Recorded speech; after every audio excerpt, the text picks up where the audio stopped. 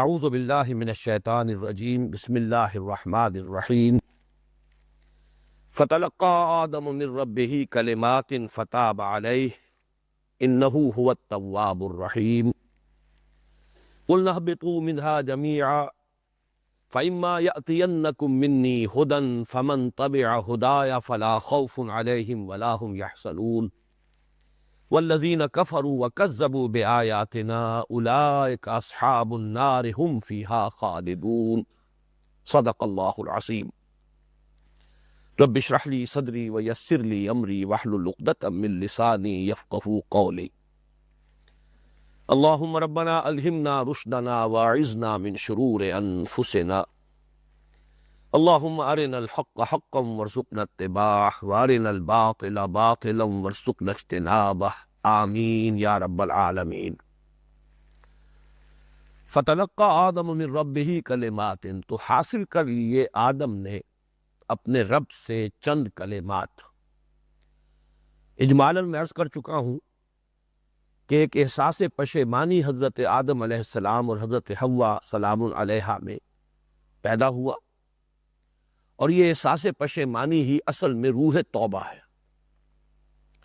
الفاظ کسی کے پاس ہوں یا نہ ہو، زبان ساتھ دے یا نہ دے، اگر دل میں یہ کیفیت پیدا ہو گئی تو یہی اصل توبہ ہے۔ اور توبہ کے معنی ہے رجوع کرنا، پلٹنا۔ اس اعتبار سے یہ دو مادے بڑے ایک دوسرے سے قریب بھی ہیں، مشابہ بھی ہیں، اور معنی کے اعتبار سے بھی بہت ایک دوسرے سے مشابہت رکھنے والے ہیں۔ تاب یتوب، توبن یا توبتن، پلٹنا، رجوع کرنا، لوٹنا۔ آبا یعوب، اس کے معنی بھی ہے لوٹنا، رجوع کرنا۔ چنانچہ جو دعا مسنون ہے نبی اکرم صلی اللہ علیہ وسلم سے جب آپ کسی سفر سے واپس تشریف لاتے تھے تو آئبونا تائبونا لربنا حامدون، ہم لوٹ رہے ہیں اپنے گھر کی طرف، ہمیں لوٹنا نصیب ہو گیا، اپنے مقام کی طرف آنا پھر اللہ تعالیٰ نے ہمارے لیے میسر کر دیا۔ اور پھر یہ کہ یہ آبا یعوبوں کے ساتھ ہی حضور نے فوراً وہ لفظ بھی شامل کر لیا، یہ مناسبت ہوتی ہے، اور یہی فصاحت و بلاغت ہے اصل میں۔ ظاہر بات ہے کہ انسانی کلام میں تو پھر معراج ہے فصاحت و بلاغت کی، کلام نبوت میں اگرچہ اصل معراج فصاحت و بلاغت تو کلام الہی میں ہے، لیکن یہ کہ انسانوں کے کلام میں ظاہر بات ہے کہ حضور صلی اللہ علیہ وسلم کا خود یہ فرمانا ہے کہ اوتی تو جوامع الکلم اور انا افصح العرب، میں عرب کا سب سے فصیح انسان، اللہ نے عطا فرمائی آپ کو یہ دولت۔ تو یہاں دیکھیے کس قدر قریب کے الفاظ کو استعمال کر کے، اور ایک عجیب اس کے اندر جو در حقیقت تذکیر اور تذکر کا پہلو ہے اسے شامل کر دیا۔ آئبونا تائبونا، ہم لوٹ رہے ہیں اپنی منزل کی طرف، اپنے مقام کی طرف، توبہ کرتے ہوئے، اللہ کی جناب میں رجوع کرتے ہوئے۔ رجوع اپنی منزل کی طرف بھی ہے اور رجوع اللہ کی طرف بھی ہے۔ لربنا حامدون، اپنے رب کے لیے حمد کرتے ہوئے ہمارے۔ اس توبہ کے لفظ کے بارے میں ایک بات اور جان لیجئے کہ اس کے ساتھ دو صلے آتے ہیں مختلف، تابہ الی اور تابہ علی۔ جب بندہ رجوع کرتا ہے اللہ کی جناب میں تو اللہ کا مقام بہت بلند و برتر ہے، تو اس میں تابہ کے بعد الی کا صیغہ ہے، توبو الی اللہ توبۃ نصوحا، رجوع کرو اللہ کی جناب میں، اللہ کی طرف۔ لیکن جب اللہ تعالیٰ اپنی رحمت اور شفقت اور عنایت کے ساتھ اور مغفرت کے ساتھ متوجہ ہوتا ہے بندے پر، تو یہ ہے تابہ علی، اللہ نے توبہ قبول فرما لی، اللہ نے نگاہ شفقت جو اس نے بندے کی معصیت اور نافرمانی کی وجہ سے اس کی جانب سے ہٹا لی تھی، پھر دوبارہ اپنی نگاہ شفقت اور اپنی نظر عنایت جو ہے اپنے بندے کی طرف پھیر دی۔ لیکن یہاں طرف کے لیے اعلان نہیں بلکہ اعلیٰ، تاب علیہ۔ فتلقى آدم من ربہ کلمات فتاب علیہ، تو آدم نے حاصل کر لیے، یہ لقا تلقی باب تفاعل سے حاصل کر لینا، لے لینا۔ آدم نے اپنے رب سے کچھ کلمات، جس کا کہ تذکرہ موجود ہے سورہ اعراف کے دوسرے رکوع میں، ربنا ظلمنا انفسنا وان لم تغفر لنا وترحمنا لنکونن من الخاسرین۔ تو ان الفاظ کے ذریعے حضرت آدم نے اور حضرت حوا نے سلام علیہما، اس لیے کہ وہاں وہ صیغہ جو ہے جمع یا تثنیہ کا ہے، ربنا ظلمنا انفسنا وان لم تغفر لنا وترحمنا لنکونن من الخاسرین۔ تو اللہ نے ان کی توبہ قبول فرما لی۔ اللہ اپنی تمام تر شفقت و عنایت و رحمت و مغفرت کے ساتھ ان کی جانب متوجہ ہو گیا۔ اس میں اصل بات جو ہے فلسفہ دین کے اعتبار سے یہ سمجھنے کی ہے کہ دین کی حکمت اور دین کے فلسفے میں یہ بڑی اہمیت کا حامل ہے مسئلہ توبہ کا۔ انسان کی اصلاح کے ضمن میں بھی اس کی بڑی اہمیت ہے، اور فلسفہ اور حکمت دین کے اعتبار سے بھی، اس لیے کہ اہل کتاب کو اسی معاملے میں ٹھوکر لگی۔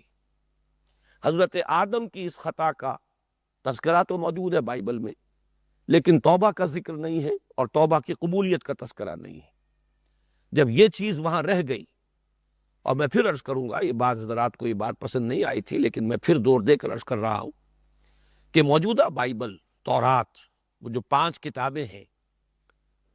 5 books of the old testament, جنہیں کہا جاتا ہے بکس آف موسیس، حضرت موسیٰ کے صحف ابراہیم و موسیٰ۔ ایک تو تورات تھی لکھی ہوئی، کہ وہ جو پتھر کی تختیاں تھی ان پر لکھی ہوئی، اصل تورات وہ ہے، تورات کا جو اطلاق ہوتا ہے اس پر ہوتا ہے۔ البتہ کہ حضرت موسیٰ علیہ السلام پر جو اور وحی ہوتی رہی ہے تو تسلسل کے ساتھ معاملہ ہوتا ہے، وحی جاری رہتی ہے، نبی کے ساتھ ایک رابطہ اللہ کا جو ہے برقرار رہتا ہے۔ اس موضوع پر آج بعد میں گفتگو بھی ہوگی، علم کی حقیقت اور اقسام کے ضمن میں۔ تو وہ بقیہ جو حصہ ہے اس کا، وہ بکس آف موسیس، صحف موسیٰ، قرآن مجید میں بھی صحف ابراہیم و موسیٰ، یہ صحیفے ہیں حضرت موسیٰ علیہ السلام کی۔ اور یہ پوری کی پوری تورات، وہ تورات جو ہے اصل تختیوں پر جو لکھی ہوئی تھی، وہ تو اب معدوم ہے، دنیا میں کہیں نہیں ہے۔ نبوکدنضر کے حملے کے بعد سے ان کا کوئی وجود نہیں ہے، سراغ نہیں مل رہا۔ ہو سکتا ہے کبھی کسی کھدائی میں، کسی اور موقع پر وہ نکل آئے، کہیں سے دستیاب ہو جائے، جیسے کہ حضرت نوح علیہ السلام کی کشتی بھی کبھی نہ کبھی منظر عام پر آئے گی۔ اسی طرح ہو سکتا ہے کہ وہ جو پتھر پر لکھی ہوئی تورات تھی جو عطا کی گئی تھی کوہ طور پر، وہ بھی مل جائے۔ لیکن اصل میں وہ جو 5 کتابیں ہیں، بکس آف موسیس، ان کو جو مرتب کیا گیا ہے دوبارہ، تو اس میں یقیناً کچھ حصے رہ گئے، کچھ میں تحریف ہو گئی، علم انسانی اس کے اندر داخل ہوا، جو اس زمانے کی معلومات تھی اسی کے حوالے سے لوگوں نے جو کچھ ان کے ذہن اور فہم کے اندر تھا اسے مرتب کر دیا، اور اس میں ظاہر بات ہے کہ بہت سی چیزیں اومٹ ہو گئی، بہت سی چیزیں غلط شامل ہو گئی۔ ان میں سے ایک یہ بھی ہے، ممکن نہیں ہے کہ تورات میں اس کا تذکرہ نہ ہو، ان صحف میں حضرت آدم اور حضرت حوا کے اس توبہ کا ذکر نہ ہو، اور قبولیت توبہ کا وہاں تذکرہ نہ ہو، لیکن ایک چیز رہ گئی، لیکن اس کے رہنے سے ان کے فلسفہ دین میں اتنا بڑا خلا پیدا ہوا ہے کہ عیسائیوں کے بارے میں تو آپ کو معلوم ہے کہ وہ سمجھتے ہیں کہ ہر انسان پیدائشی طور پر گناہ گار ہے۔ جد امجد حضرت آدم اور ان کی جو جدہ محترمہ ہے حضرت حوا، دونوں کی خطا، دونوں کا گناہ۔ اب نسل آدم میں جو بچہ اور بچی پیدا ہو رہی ہے، وہ اپنے اس جد امجد اور اپنی اماں حوا کے اس گناہ کی پوٹلی لے کر دنیا میں آ رہا ہے۔ اوریجنل سن، اس کے اثرات ہیں انسان میں۔ اب اسی پر آپ کو معلوم ہے کہ پھر ایک ردے پر دوسرا ردہ، دوسرے پر تیسرا ردہ، خشت اول چونہد میں مار کج، تاثریا می رود دیوار کج۔ اسی پر پھر ضرورت پیش آئی اور محسوس ہوئی کہ کوئی کفارے کی شکل ہونی چاہیے۔ وہ کفارے کا عقیدہ در حقیقت نتیجہ ہے اس اوریجنل سن کے برقرار رہنے کے تصور کا۔ اللہ تعالیٰ نے پھر اپنے صلبی بیٹے کو اور اکلوتے بیٹے کو دنیا میں بھیجا، اور معاذ اللہ ثم معاذ اللہ اسے ان لوگوں کی طرف سے قربانی کا بکرا بنا کر اور سولی پر چڑھا دیا کہ جو اس کو مان لے۔ لہذا جو مان لے مسیح کو، اس کے تمام گناہوں کا کفارہ حضرت مسیح سولی پر چڑھ کر گویا کہ ان کے عقیدے کے مطابق ادا کر چکے، اور اس طریقے سے اس اوریجنل گناہ سے انسان کو نجات ملتی ہے، تو اس عقیدے کے تحت ملتی ہے۔ یہ سارا تصور جو ہے بناء فاسد علی الفاسد، غلط بات پر غلط بات کے ندے چڑھتے چلے گئے۔ قرآن نے اسی لیے، اور یہ موضوع ایسا ہے جیسا کہ میں نے عرض کیا، اگرچہ بار بار آیا ہے قرآن مجید میں، لیکن ہر جگہ کوئی نہ کوئی نئی بات ہوتی ہے۔ اس کو یہاں پر بہت ہی بالکل آغاز میں، چونکہ یہ قرآن مجید کا مصحف کا ابتدائی حصہ ہے، یہ 4 رکوع میں کئی مرتبہ عرض کر چکا ہوں، سورہ بقرہ کے لیے بھی تمہید کا درجہ رکھتے ہیں، پورے قرآن حکیم کے لیے بھی۔ تعویل خاص کو سامنے رکھیے تو سورہ بقرہ کی تمہید ہے، تعویل عام کو سامنے رکھیے تو پورے قرآن حکیم کی تمہید ہے۔ اس میں اس صراحت کے ساتھ فَتَلَقَّىٰ آدَمُ مِن رَّبِّهِ كَلِمَاتٍ فَتَابَ عَلَيْهِ انہ هو التواب الرحیم۔ خطا ضرور ہوئی، غلطی ضرور ہوئی، یہی انہیں بتانا تھا کہ یہ تمہارا دشمن ازلی ہے، یہی تمہاری ذریت کا اور تمہاری نسل کا دشمن ابدی ہے، اور یہ ورغلائے گا اور یہ طرح طرح کے سب باغ دکھائے گا اور تمہیں راہ حق سے منحرف کرنے کی کوشش کرے گا۔ اس کا ایک مظاہرہ ہو گیا ہے، پریکٹیکل ڈیمونسٹریشن ہو گئی ہے۔ یہ تو اللہ کی حکمت میں تھا کہ کرا دیا جائے، لیکن یہ کہ اب اس گناہ کا کوئی اثر باقی نہیں رہا کہ جو نسلاً بعد نسلاً جاری ہو، اور ہر بچہ جو ہے اس گناہ کا کوئی اثر لیے ہوئے دنیا میں آ رہا ہو، بلکہ اس کے برعکس نبی اکرم صلی اللہ علیہ وسلم نے جو فرمایا وہ تو یہ ہے کہ کل مولود یولد علی الفطرہ فابواہ یہودانہ او یمجسانہ او ینصرانہ او کما قال صلی اللہ علیہ وسلم۔ ہر بچہ نسل آدم کا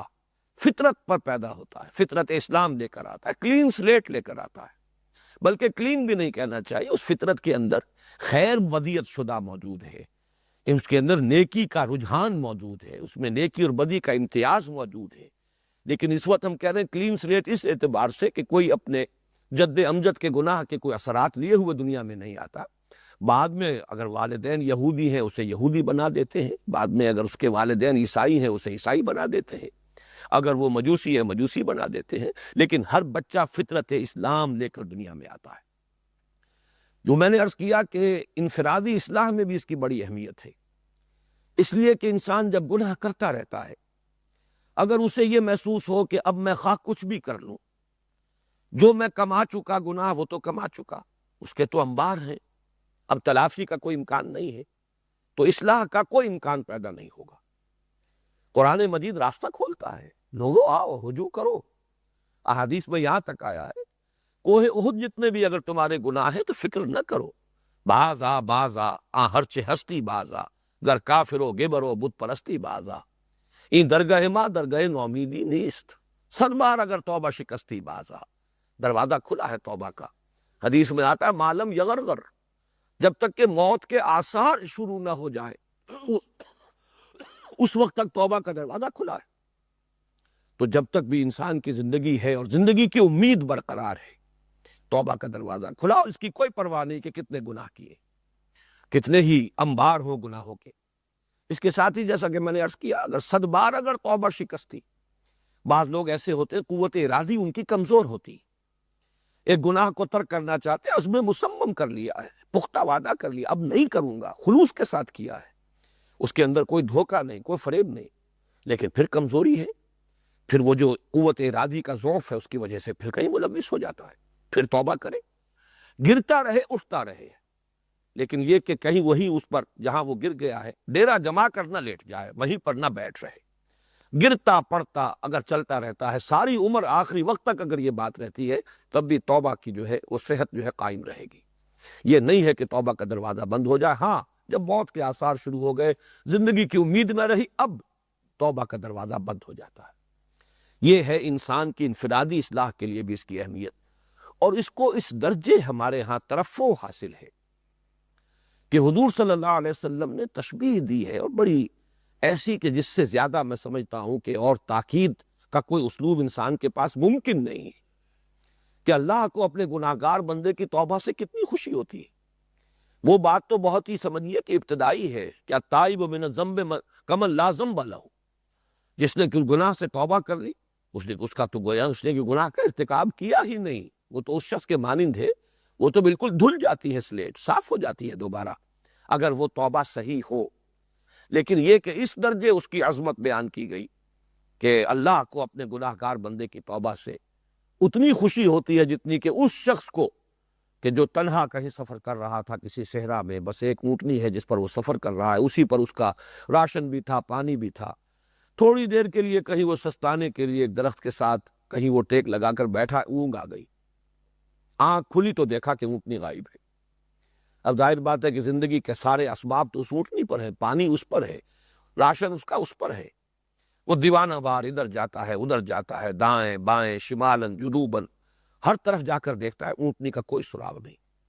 لہٰذا عرب کے وہ خاص حالات جو ہیں صحرائی، ان کا تصور کیجئے، اب وہ شخص بالکل مایوس ہو کر، اور یہ مایوس ہو جانا اونٹنی سے مایوس ہونا نہیں، یہ زندگی سے مایوس ہونا ہے، وہ گویا کہ موت کے انتظار میں بیٹھا ہے، اچانک دیکھتا ہے کہ اونٹنی کھڑی ہے،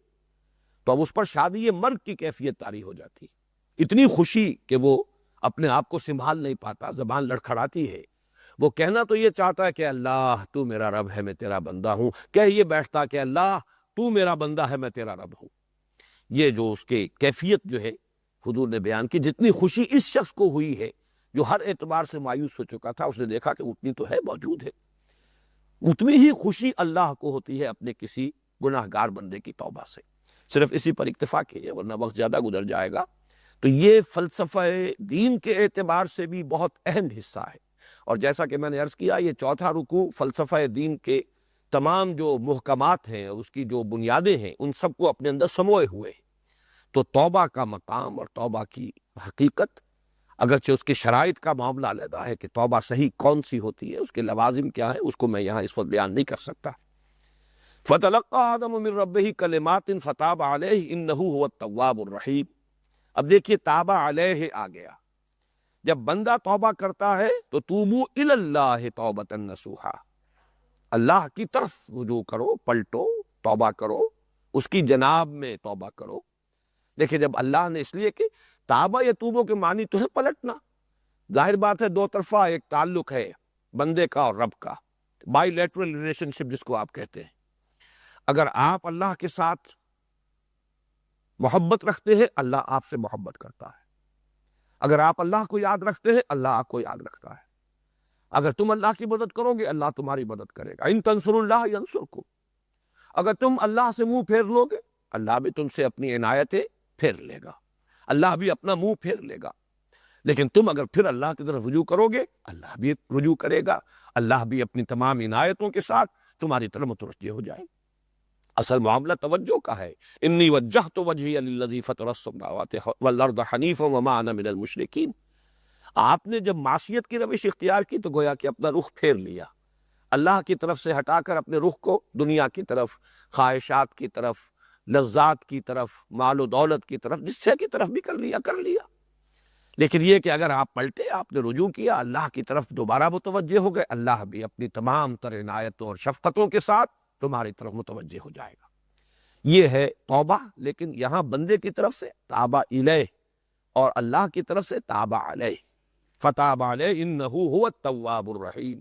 اب یہ تواب جو ہے مبالغے کا صیغہ ہے فعال کی وزن پر، اور یہ دونوں طرف آئے گا، اللہ بھی تواب ہے اور بندے بھی تواب ہوتے ہیں۔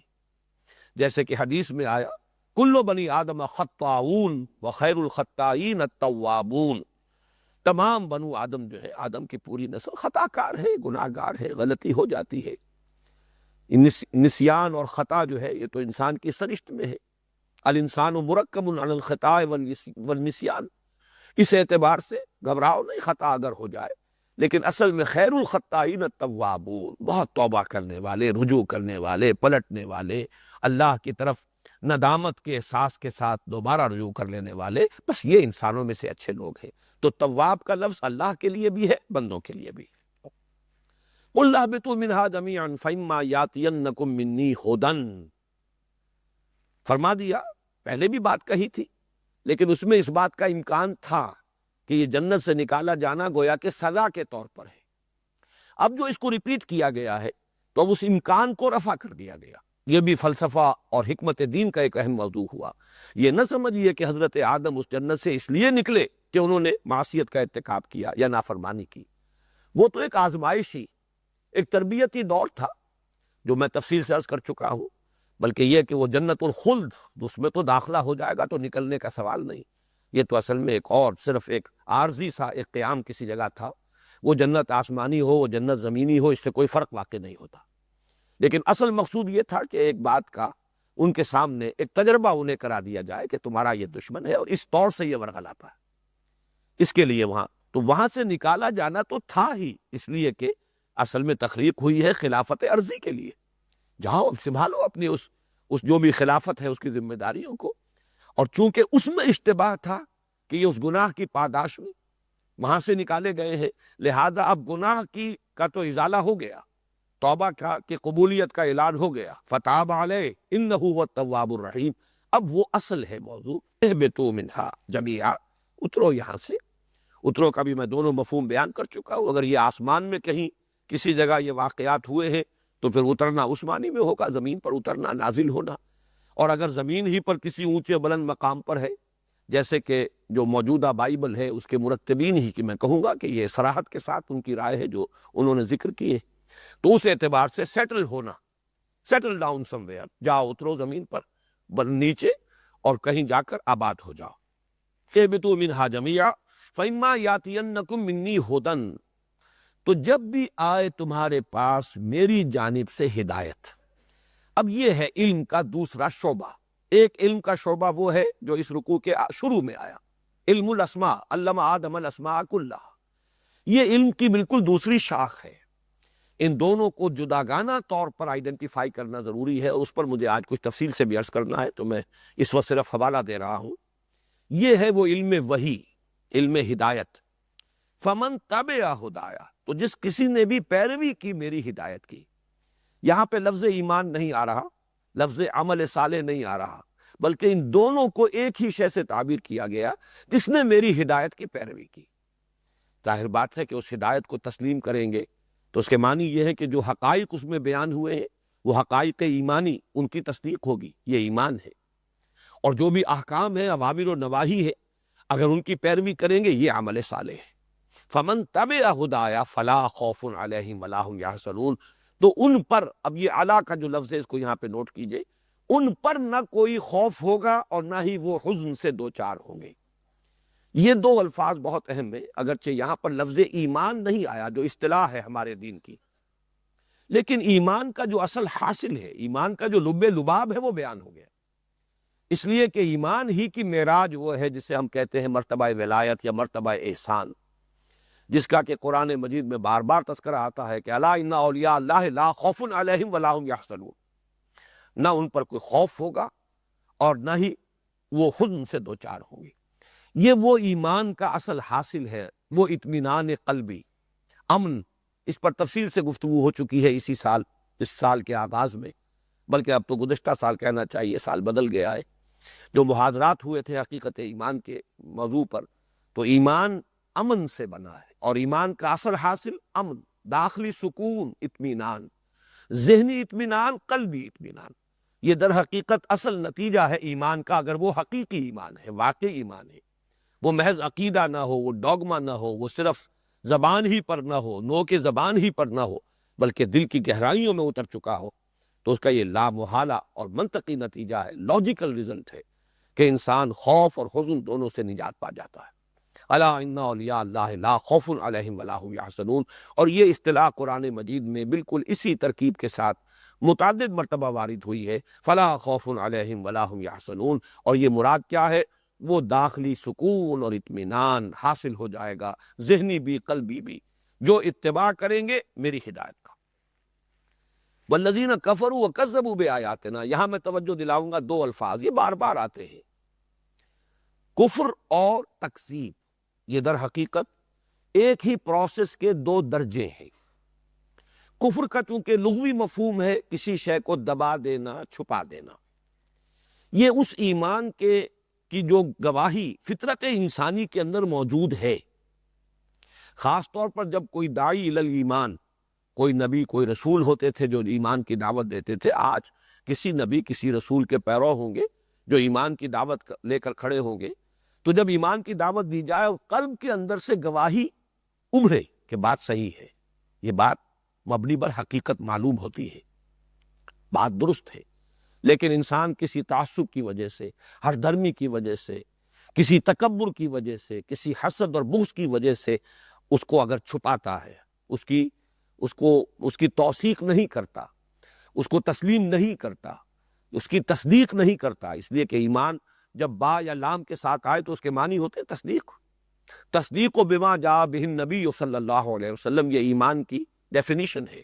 ہر اس چیز کی تصدیق جو لے کر آئے ہیں محمد صلی اللہ علیہ وسلم۔ تو جب ایک شخص تصدیق نہیں کرتا اور اپنی باطنی اس شہادت کو دباتا ہے، چھپاتا ہے، جیسے اگر انسان کی فطرت صحیح ہے اور ابھی اگر پرورٹ نہیں ہوئی اس درجے کے انسان باطنی طور پر مر چکا ہو، تو یقیناً شکر کے جذبات پیدا ہوتے ہیں۔ اگر کسی نے آپ کے ساتھ کوئی بھلائی کی ہے، جذبہ تشکر قلب کی گہرائیوں سے ابھرے گا، لیکن کسی وجہ سے آپ اسے دبا دیتے ہیں، زبان سے آپ شکریہ ادا کرنے کو تیار نہیں ہیں، تو یہ ہے کفر۔ اسی لیے کفران نعمت، کفر جو ہے شکر کے مقابلے میں آتا ہے،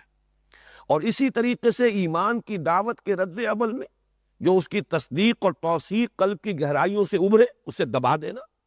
اس کا اظہار نہ کرنا، اسے تسلیم نہ کرنا اپنی زبان سے، یہ کفر ہے۔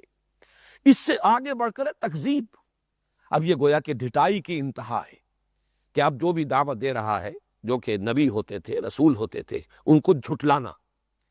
تم غلط کہہ رہے ہو، تم پر کوئی اللہ کا کلام نازل نہیں ہوا، تم ہرگز رسول نہیں ہو، تم ہرگز نبی نہیں ہو، یہ جب بات کہی جاتی ہے تو یہ جھٹلانا گویا کہ یہ تکمیلی درجہ ہے اس جرم کا جس کا آغاز ہے کفر۔ کفر کے معنی دبا دینا، چھپا دینا، اور تکذیب کے معنی جھٹلانا، برملا پوری ڈٹائی سے کہنا کہ یہ بات غلط ہے۔ تو یہاں دونوں الفاظ جمع کر دیے گئے، والذین کفروا وکذبوا بآیاتنا اولئک اصحاب النار هم فیہا خالدون۔ جو لوگ ہماری آیات کو جھٹلائیں گے، جو تک کفر کریں گے اور جھٹلائیں گے ہماری آیات کو۔ یہاں لفظ آیت جو ہے اگرچہ بہت مرتبہ گفتگو ہو چکی ہے، لیکن یہاں چونکہ آ رہا ہے تو پھر نوٹ کر لیجئے کہ اس کا تعلق اسی سے ہے کہ جیسے کسی شے کی نشانی کو دیکھ کر وہ شے یاد آ جاتی ہے، تو اللہ کی طرف سے آنے والا یہ کلام، یہ وحی، یہ در حقیقت فطرت انسانی کے اندر جو مضمر گواہی ہے اسے اجاگر کرتا ہے، اس اعتبار سے نشانی ہے۔ جیسے کسی بھی شے کی نشانی سے اس شے کی یاد آپ کے ذہن میں تازہ ہو جاتی ہے، اسی طرح اس کلام ربانی سے، اس وحی کے ذریعے سے جو کچھ نازل ہوتا رہا ہے، اور جو یہ آخری وحی ہے قرآن پاک، اس کے جو یہ جملے ہیں یا ٹکڑے ہیں یا فقرے ہیں، جو بھی انہیں کہیں، اس لیے کہ آیت کا لفظ جو ہے جیسا کہ میں وضاحت کر چکا ہوں وہ تو یعنی ضروری نہیں ہے کہ جملہ مکمل ہو تبھی اسے آیت کہا جائے، ان میں سے ہر ایک اپنی جگہ پر آیت ہے، چاہے وہ مرکب ناقصہ کہلائے نحوی اعتبار سے، والعصر جار و مجرور مرکب ناقص، لیکن یہ کیا آیت ہے؟ تو یہ آیات اصل میں فطرت انسانی کے مضمر حقائق کو اجاگر کرتی ہے، اس اعتبار سے ان کو نشانی کہا گیا۔ یہ اللہ کے علم اور حکمت کی نشانیاں ہیں، اور نبی کے صداقت کی نشانیاں ہیں کہ اس سے قلب جو ہے وہ گواہی دیتا ہے کہ جو کچھ کہہ رہے ہیں، جو دعوت پیش کر رہے ہیں، وہ درست ہے اور صحیح ہے اور مبنی بر حقیقت ہے۔ تو یہ چند باتیں تو مجھے عرض کرنی تھی کہ جو چوتھے رکوع کے آخری حصے میں سے چونکہ ہمیں تیزی کے ساتھ گزرنا پڑا تھا تو بعض چیزیں کہ جن کی وضاحت ہونی چاہیے تھی نہیں ہو پائی، اور اب میں آ رہا ہوں آج کے موضوع کی طرف۔ چونکہ سورہ بقرہ کے اس چوتھے رکوع کے ابتدا میں اور پھر اختتام پر ان کی دو قسموں کا ذکر ہوا ہے، دوسرا اس کے حوالے سے علم کی حقیقت و ماہیت اور علم کے اقسام، اور اس سے بھی پہلے علم کی فضیلت، میں اس کے بارے میں کچھ باتیں عرض کروں گا۔ پہلے یہاں پہ عارف وہ جو احادیث کا سلسلہ ہے وہ لے لو۔ تمہیداً میں یہ عرض کرنا چاہتا ہوں کہ ذرا آپ اگر غور کریں گے تو معلوم ہوگا کہ انسانی شخصیت مجموعہ ہے دو چیزوں کا، علم اور عمل۔ علم میں اس کا فکر، اس کی سوچ، اس کے نظریات، اس کے عقائد، ان تمام کو جمع کر لیجئے، اور عمل، اور ان دونوں کے مابین ظاہر بات ہے کہ بڑا گہرا منطقی ربط ہوتا ہے، جو انسان کی سوچ ہوتی ہے اسی کے مطابق اس کا عمل ہوتا ہے۔ عمل کے ضمن میں اصل ضرورت جو پیش آتی ہے وہ عدل اور اعتدال اور توازن کی۔ ہمارے ہاں دین میں ایک طرف تو انفرادی جو اس کی تعلیمات ہیں اس میں اب اس دور انحطاط میں اعتدال اور توازن برقرار نہیں رہا، اور نمبر دو یہ کہ اس جو اجتماعی جو تعلیمات ہیں، انفرادی تعلیمات، ان میں تو عدل اور اعتدال نہیں۔ جو اجتماعی احکام ہیں دین کے، ان کے ضمن میں نظام عدل اجتماعی اور اس کی اہمیت اور اس کو قائم کرنے کے لیے جد و جہد کرنے کی فرضیت ذہن سے نکل گئی۔ نتیجہ یہ نکلا ہے کہ ہمارے عمل میں زیادہ تر ایمفیسس صرف عبادات پر ہے۔ جہاں خیر، نیکی، بھلائی، جس کے جذبات ذرا سے بھی کسی شخص کے اندر پیدا ہوں گے، معلوم یہ ہوگا کہ چونکہ جو تصورات جو ہیں ہمارے معاشرے کے اندر وہ یہی ہے کہ گویا کہ نیکی کا مظہر اول بھی اور مظہر تام بھی اور مظہر آخر بھی عبادات ہے، ان میں اور گہرائی ہو گئی، ان میں اور انہماک ہو گیا، ان میں اور شوق اور شغف کے اندر اضافہ ہو گیا۔ نیکی، خیر، بھلائی کا جذبہ جب بھی ابھرتا ہے اس کی عملی جو شکل ہے وہ یہی نکلتی، اور چونکہ طویل عرصے سے وہ نظام عدل اجتماعی تو سامنے رہا ہی نہیں، یہ وہ چیزیں ہیں جن میں تسلسل رہا ہے، چاہے وہ بادشاہت کا زمانہ آیا، ملوکیت کا زمانہ آیا، ظلم و بربریت کا زمانہ آیا، غلامی کا زمانہ آیا، چاہے انگریز کا دور آیا، بہرحال نماز کا تسلسل تو برقرار رہا۔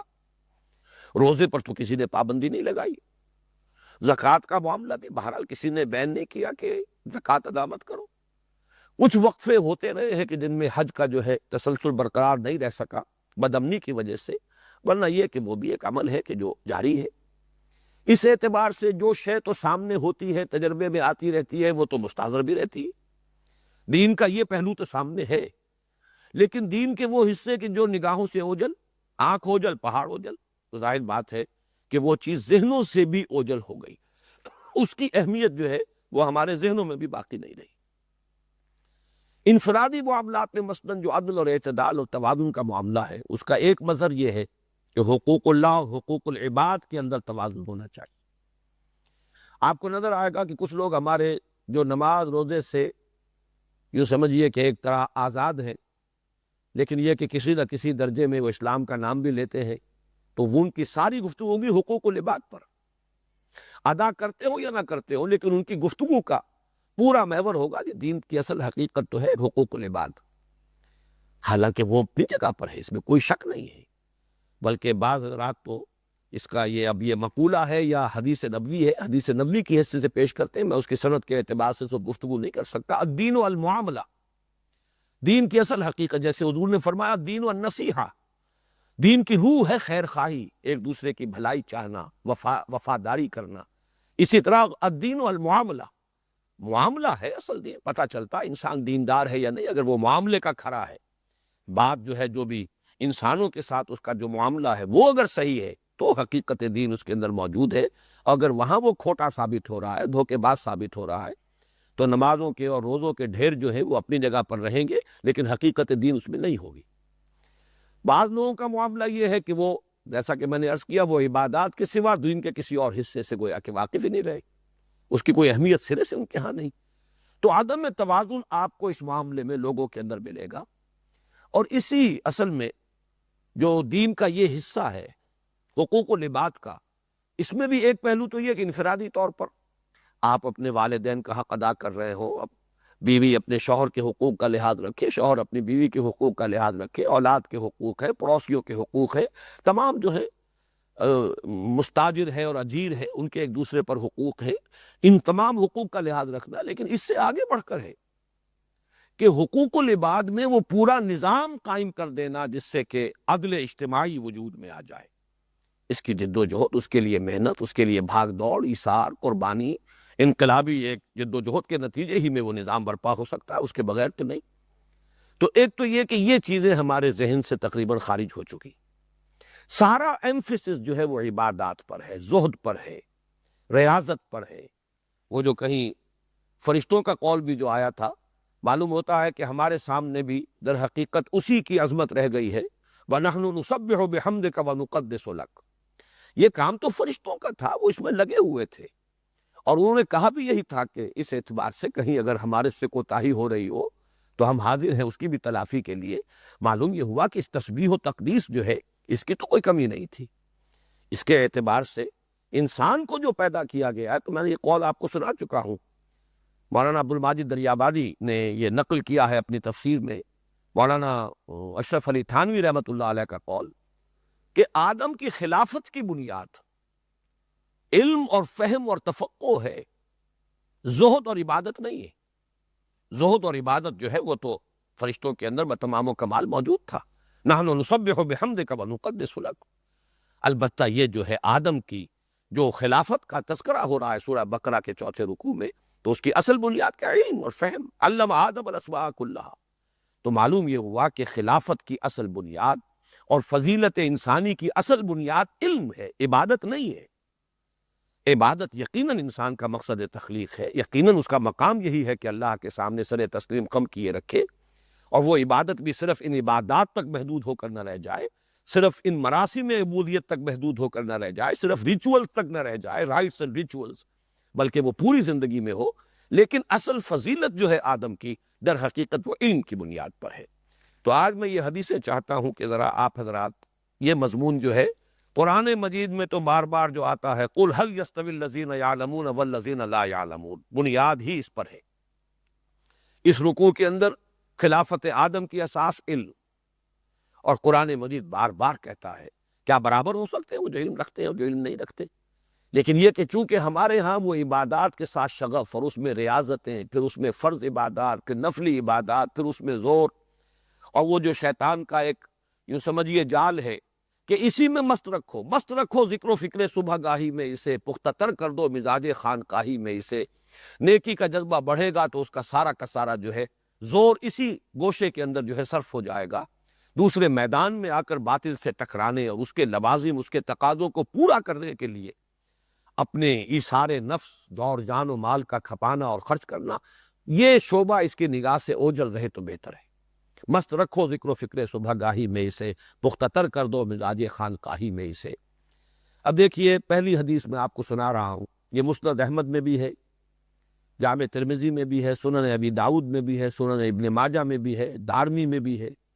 راوی ہے اس کے حضرت ابو الدرداء رضی اللہ تعالی عنہ، یہ فقراء صحابہ میں سے ابو الدرداء، مرفوعاً ہے یہ، حضور نے ارشاد فرمایا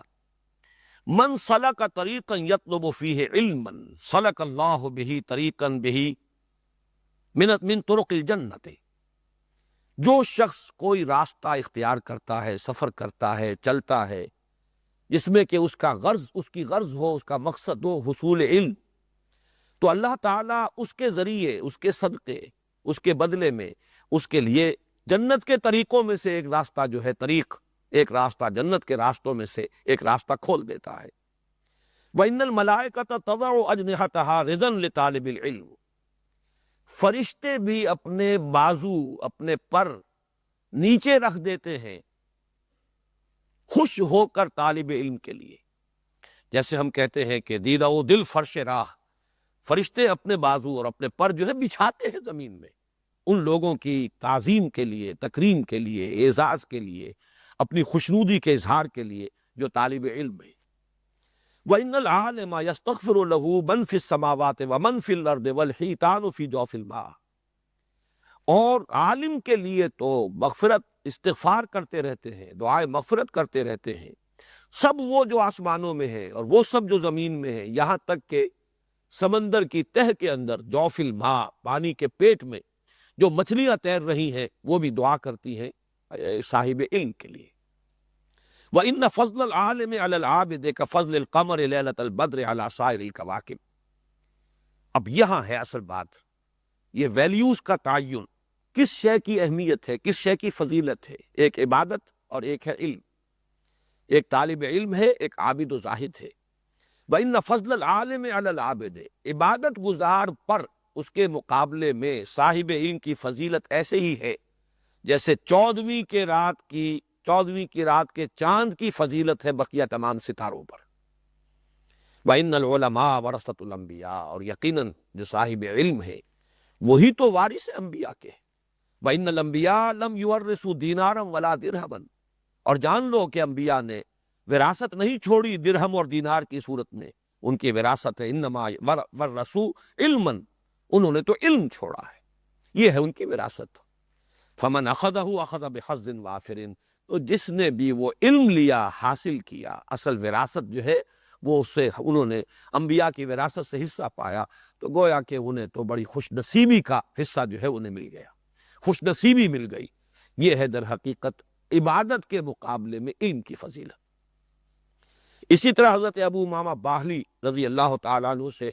جامع ترمذی کی روایت ہے، وہی بات جو ہے وہ کہ فضیلت، یہ تقابل میں کر رہا ہوں، علم اور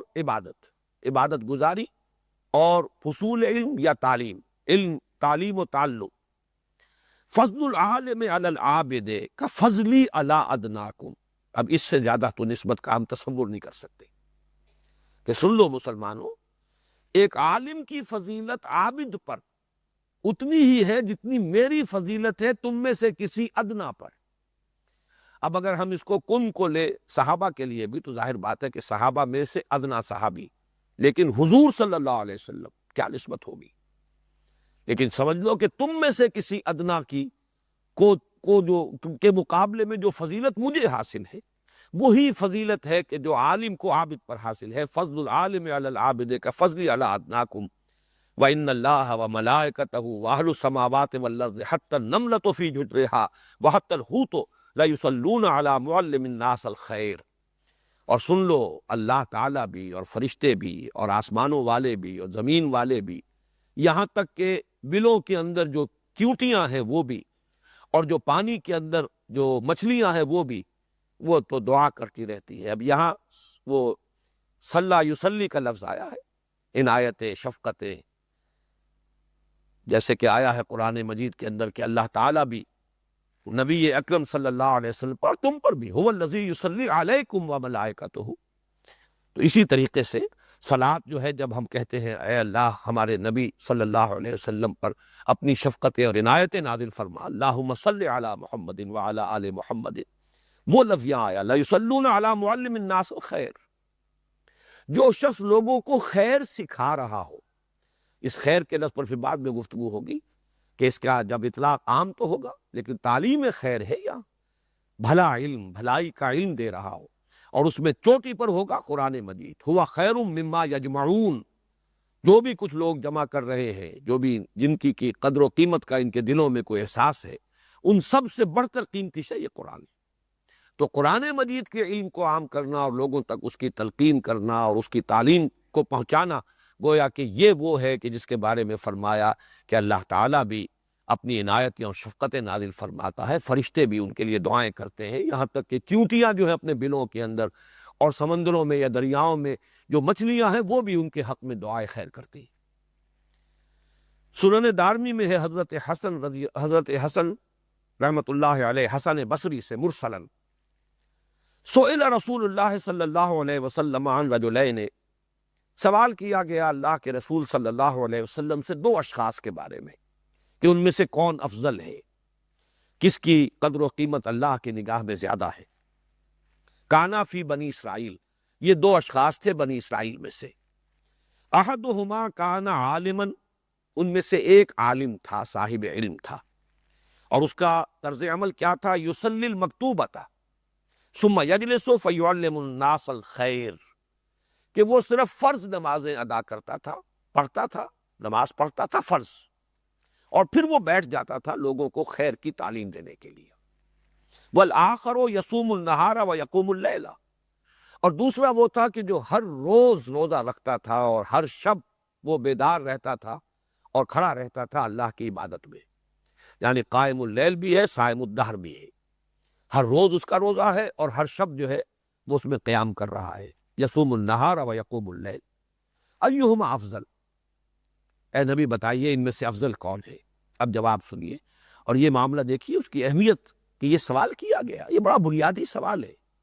سارا معاملہ ویلیوز کا ہے.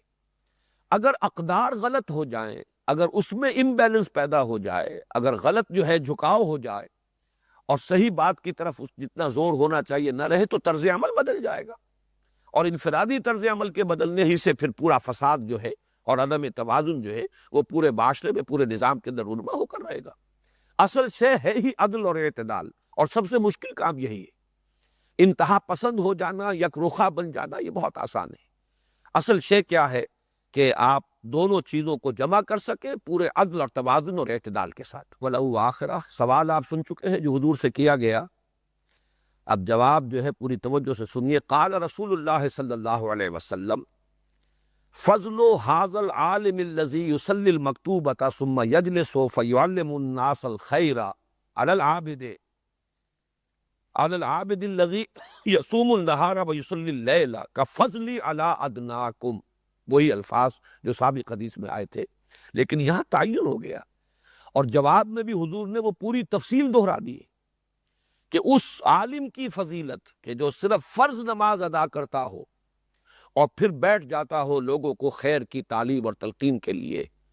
اس عابد کے مقابلے میں کہ جو رات بھر کھڑا رہتا ہو اور روزانہ روزہ رکھتا ہو، اس کی فضیلت وہی ہے جو میری فضیلت ہے تم میں سے کسی ادنا پر، تم میں سے جو کم ترین ہو سکتا ہے.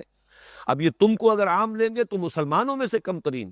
اور اگر اسے خاص بھی کر دے صحابہ کرام کے لیے تو گویا کہ صحابہ میں سے جو بھی کم تر درجے کے ہیں اور جو کم ترین ہے ادناکم،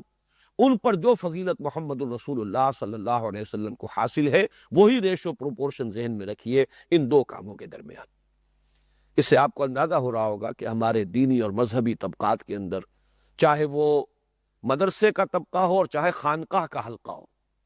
ان دونوں میں یہ ویلیو کس طریقے سے بالکل تلپٹ ہو چکی ہے، اس کی وہ اہمیت، اس کی طرف وہ توجہ، یہ احساس اور شعور جو ہے وہی در حقیقت ہمارا جو ہے ڈسٹرب ہو چکا، ختم ہو چکا، اسی کا نتیجہ آج پھر جو نکل رہا ہے۔ اس کے بعد چند چھوٹی چھوٹی حدیثیں ہیں اور یہ تو بہت مشہور بھی ہیں۔ بخاری کی روایت ہے حضرت عثمان بن عفان رضی اللہ تعالی عنہ سے، خیرکم من تعلم القرآن وعلمہ۔ یہ لفظ خیر کو نوٹ کیجئے، دونوں حدیثوں میں آیا ہے تعلیم خیر، اور میں نے جیسا کہ عرض کیا عام بھی رکھی ہے اسے، بھلائی کی تلقین، نیکی کی تلقین، خیر کی تلقین، لیکن یہ کہ سب سے بڑا خیر اور خیر مطلق وہ اللہ کا کلام ہے، اللہ کی کتاب ہے۔ ہوا خیر مما یجمعون، یہاں لوگوں میں سے بہترین لوگ وہ ہیں، خیرکم، تم میں سے بہترین لوگ وہ ہیں، من تعلم القرآن وعلمہ، جو قرآن کا علم حاصل کرے اور پھر اس علم کو پھیلائیں، دوسروں تک پہنچائیں، تعلیم دے قرآن کی۔ اور اسی طرح بخاری کی حضرت عبداللہ ابن عمرو بن العاص سے روایت ہے، بلغوا عنی ولو آیۃ،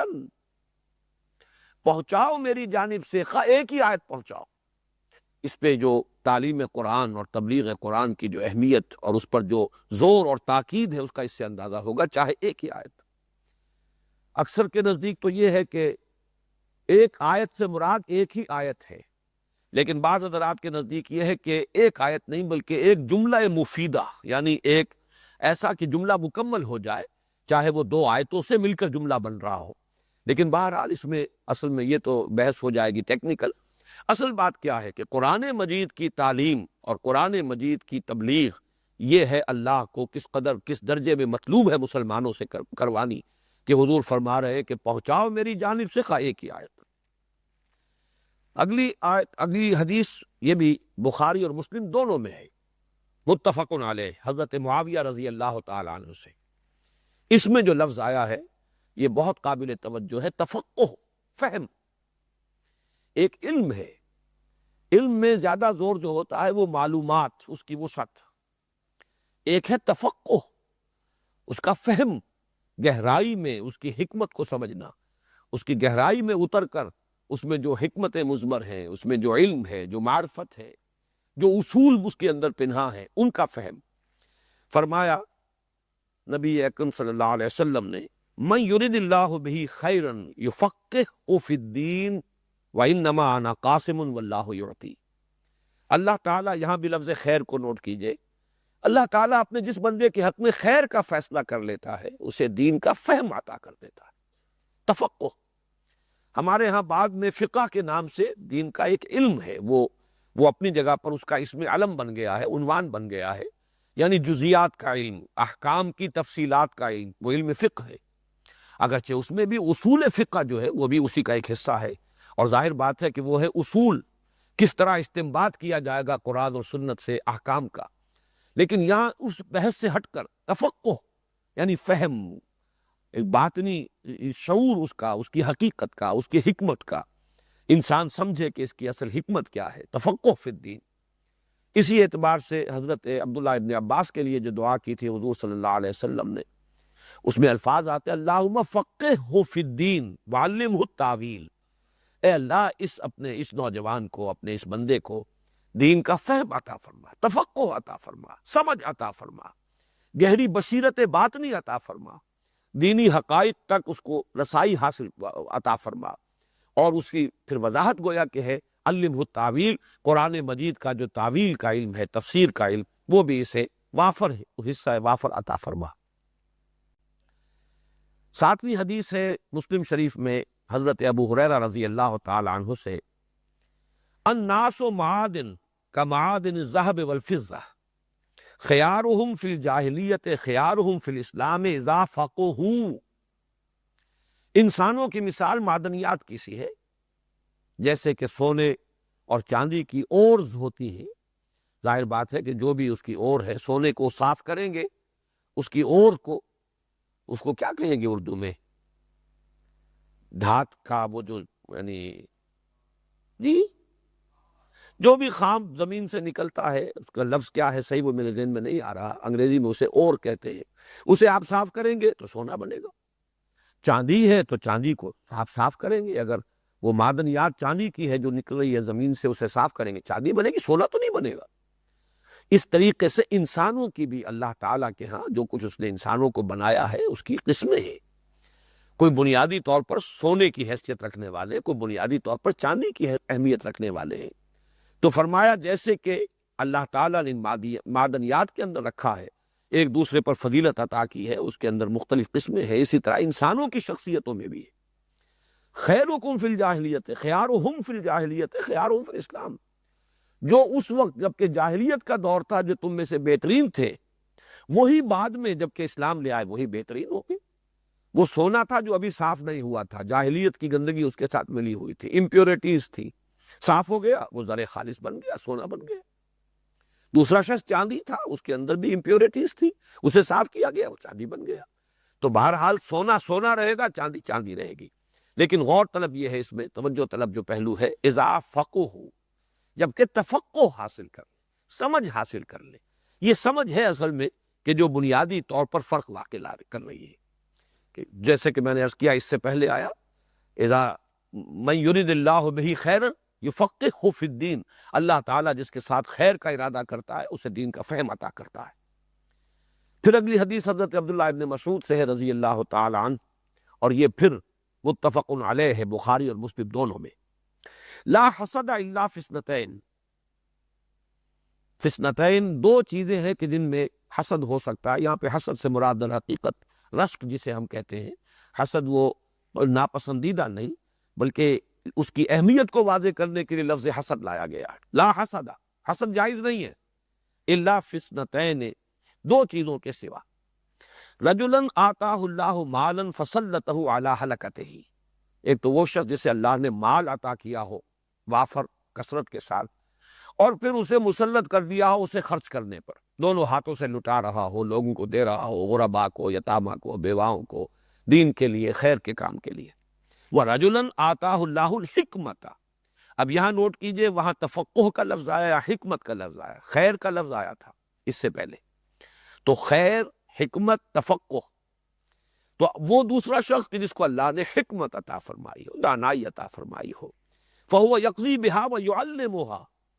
تو اب اس کے اندر دونوں شرطیں، وہ حکمت ہی کے تحت فیصلے بھی کرتا ہو اور حکمت ہی کو لوگوں میں پھیلا رہا ہو، عام کر رہا ہو، انہیں تعلیم دے رہا ہو۔ جیسے کہ 4 مرتبہ قرآن مجید میں اصطلاح آئی ہے، تعلیم کتاب کے ساتھ تعلیم حکمت، وَيُعَلِّمُهُمُ الْكِتَابَ وَالْحِكْمَةَ، تعلیم حکمت۔ مسلم شریف میں روایت ہے حضرت ابو ہریرہ سے رضی اللہ تعالی عنہ، اذا مات الانسان انقطع عمله الا من ثلاث، جب انسان کا انتقال ہو جاتا ہے تو پھر اس کے عمل کا سلسلہ منقطع ہو جاتا ہے۔ اب جو کمانا تھا کما لیا، جو بھی کمائی کرنی تھی ہو چکی، الا من ثلاث، سوائے 3 جہتوں کے، 3 چیزوں سے اس کے عمل کا سلسلہ، اس کی نیکی کا، اس کے لیے بھلائی کا اندراج اس کے حساب میں ہوتا رہے گا۔ صدقۃ جاریۃ، صدقہ جاریہ، کوئی خیر کا کام کیا تھا، کوئی مدرسہ بنایا تھا، کوئی کنواں کھدوایا تھا، کوئی اور مسافروں کے لیے کوئی آرام گاہ بنائی تھی، صدقہ جاریہ میں تمام چیزیں آ جائیں گی۔ اور علم ينتفع به، یا وہ علم جس سے نفع اٹھایا جا رہا ہو، جو بھی علم ہے اس نے اس کو پھیلایا ہے، اب جہاں تک اس کا سلسلہ پھیلے گا، اس کے شاگرد جہاں تک پہنچائیں گے، پھر اس کے شاگرد جہاں اور آگے پھیلائیں گے، اور جہاں اس سے انتفاع کیا جا رہا ہو، فائدہ اٹھایا جا رہا ہو، اس سے بھی اس کے حساب میں اندراج ہوتا رہے گا۔ او ولد صالح یدعو لہ، یا پھر وہ اولاد صالح نیک جو اس کے لیے دعا کرے۔ یہ 3 کھاتے ہیں جو کھلے رہیں گے، باقی اس کا اپنا جو عمل کا کھاتا تھا وہ ظاہر بات ہے کہ جب موت واقع ہو گئی اس کا دفتر بند ہو گیا۔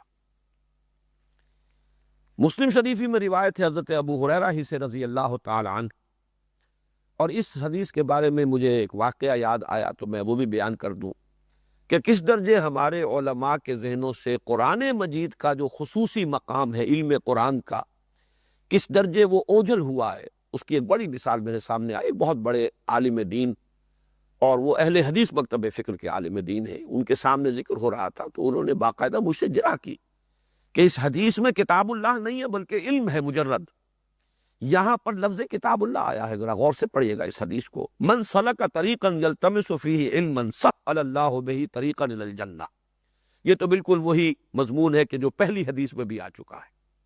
جس شخص نے کوئی راستہ اختیار کیا، سفر اختیار کیا حصول علم کے لیے، اللہ تعالیٰ اس کے لیے جنت کا راستہ کھول دیتا ہے۔ بالکل وہی بات، جس نے کوئی سفر اختیار کیا علم کے حصول کے لیے، سہل اللہ بہ طریقا الی الجنہ، اللہ تعالیٰ اس کے لیے جنت کا ایک راستہ آسان کر دیتا ہے۔ وَمَجْتَمَعَ قَوْمٌ فِي بَيْتٍ مِّن بُيُوتِ اللَّهِ، اور نہیں جمع ہوتی کوئی قوم، کچھ لوگ اللہ کے گھروں میں سے کسی گھر میں۔ اور اس میں جو شرح ہے مشکات کی، اس میں وضاحت کی گئی ہے، مشکات شریف میں یہ روایت موجود ہے اور اس کی بڑی تفصیلی ایک شرح ہے ہمارے پاس موجود ہے۔ اس میں بیان کیا گیا ہے کہ اکثر اہل علم کے نزدیک اس سے مراد اللہ کے گھروں میں سے کسی گھر میں جمع ہونے سے مراد لازماً مسجد نہیں ہے، بلکہ یہ پوری دنیا اللہ کی ہے، یہ پوری زمین اللہ کی ہے، جہاں بھی لوگ جمع ہو جائیں اس مقصد کے لیے، اس پر اس حدیث میں جو بشارت آئی ہے اس کا انطباق اور اطلاق ہوگا۔ لیکن یہاں لفظ آیا اللہ کے گھروں میں سے کسی گھر میں۔ مجتمع قوم فی بیت من بیوت اللہ، نہیں جمع ہوتے کوئی لوگ اللہ کے گھروں میں سے کسی گھر میں، یتلون کتاب اللہ ویتدارسونہ، وہ اللہ کی کتاب کو پڑھتے ہوں اور باہم ایک دوسرے کو سمجھا رہے ہو، سمجھ رہے ہو، افہام و تفہیم ہو، تدارس ایک دوسرے سے اس میں استفادہ کر رہے ہو۔ الا نزلت علیہم السکینہ، مگر یہ کہ ان پر نازل ہوتی ہے سکینت، وغشیتہم الرحمہ، اور رحمت خداوندی انہیں ڈھانپ لیتی ہے، وحفتہم الملائکہ، اور فرشتے ان کے گرد گھیرا ڈال لیتے ہیں، وذکرہم اللہ فی من عندہ، اور اللہ تعالیٰ ان کا تذکرہ فرماتا ہے ان کے سامنے جو اس کے پاس ہیں، ملائکہ مقربین، وہ ملائکہ جو سب سے اونچے درجے کے ملائکہ ہیں۔ وہ خاص ایک محفل جو ہے جس کو امیر خسرو نے خاص طور پر اس کا ایک نقشہ کھینچا ہے، یہ ایک شاعرانہ تخیل ہے، لیکن واقعہ یہ کہ اس سے زیادہ حسین تعبیر ممکن نہیں۔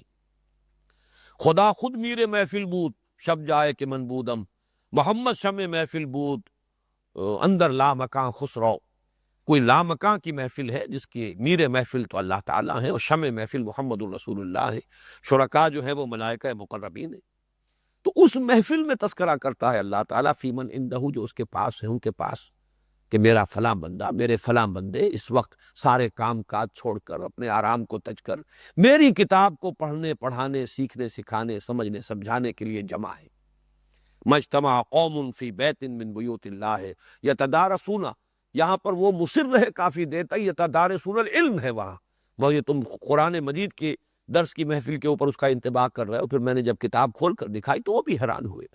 کہ کیا وجہ ہے کہ حدیث ہم پڑھتے رہے ہیں اور 100 مرتبہ اس مقام سے میں گزرا ہوں گا، لیکن ذہن میں چونکہ قرآن مجید کی طرف ارتکاز توجہ اس درجے رہا نہیں،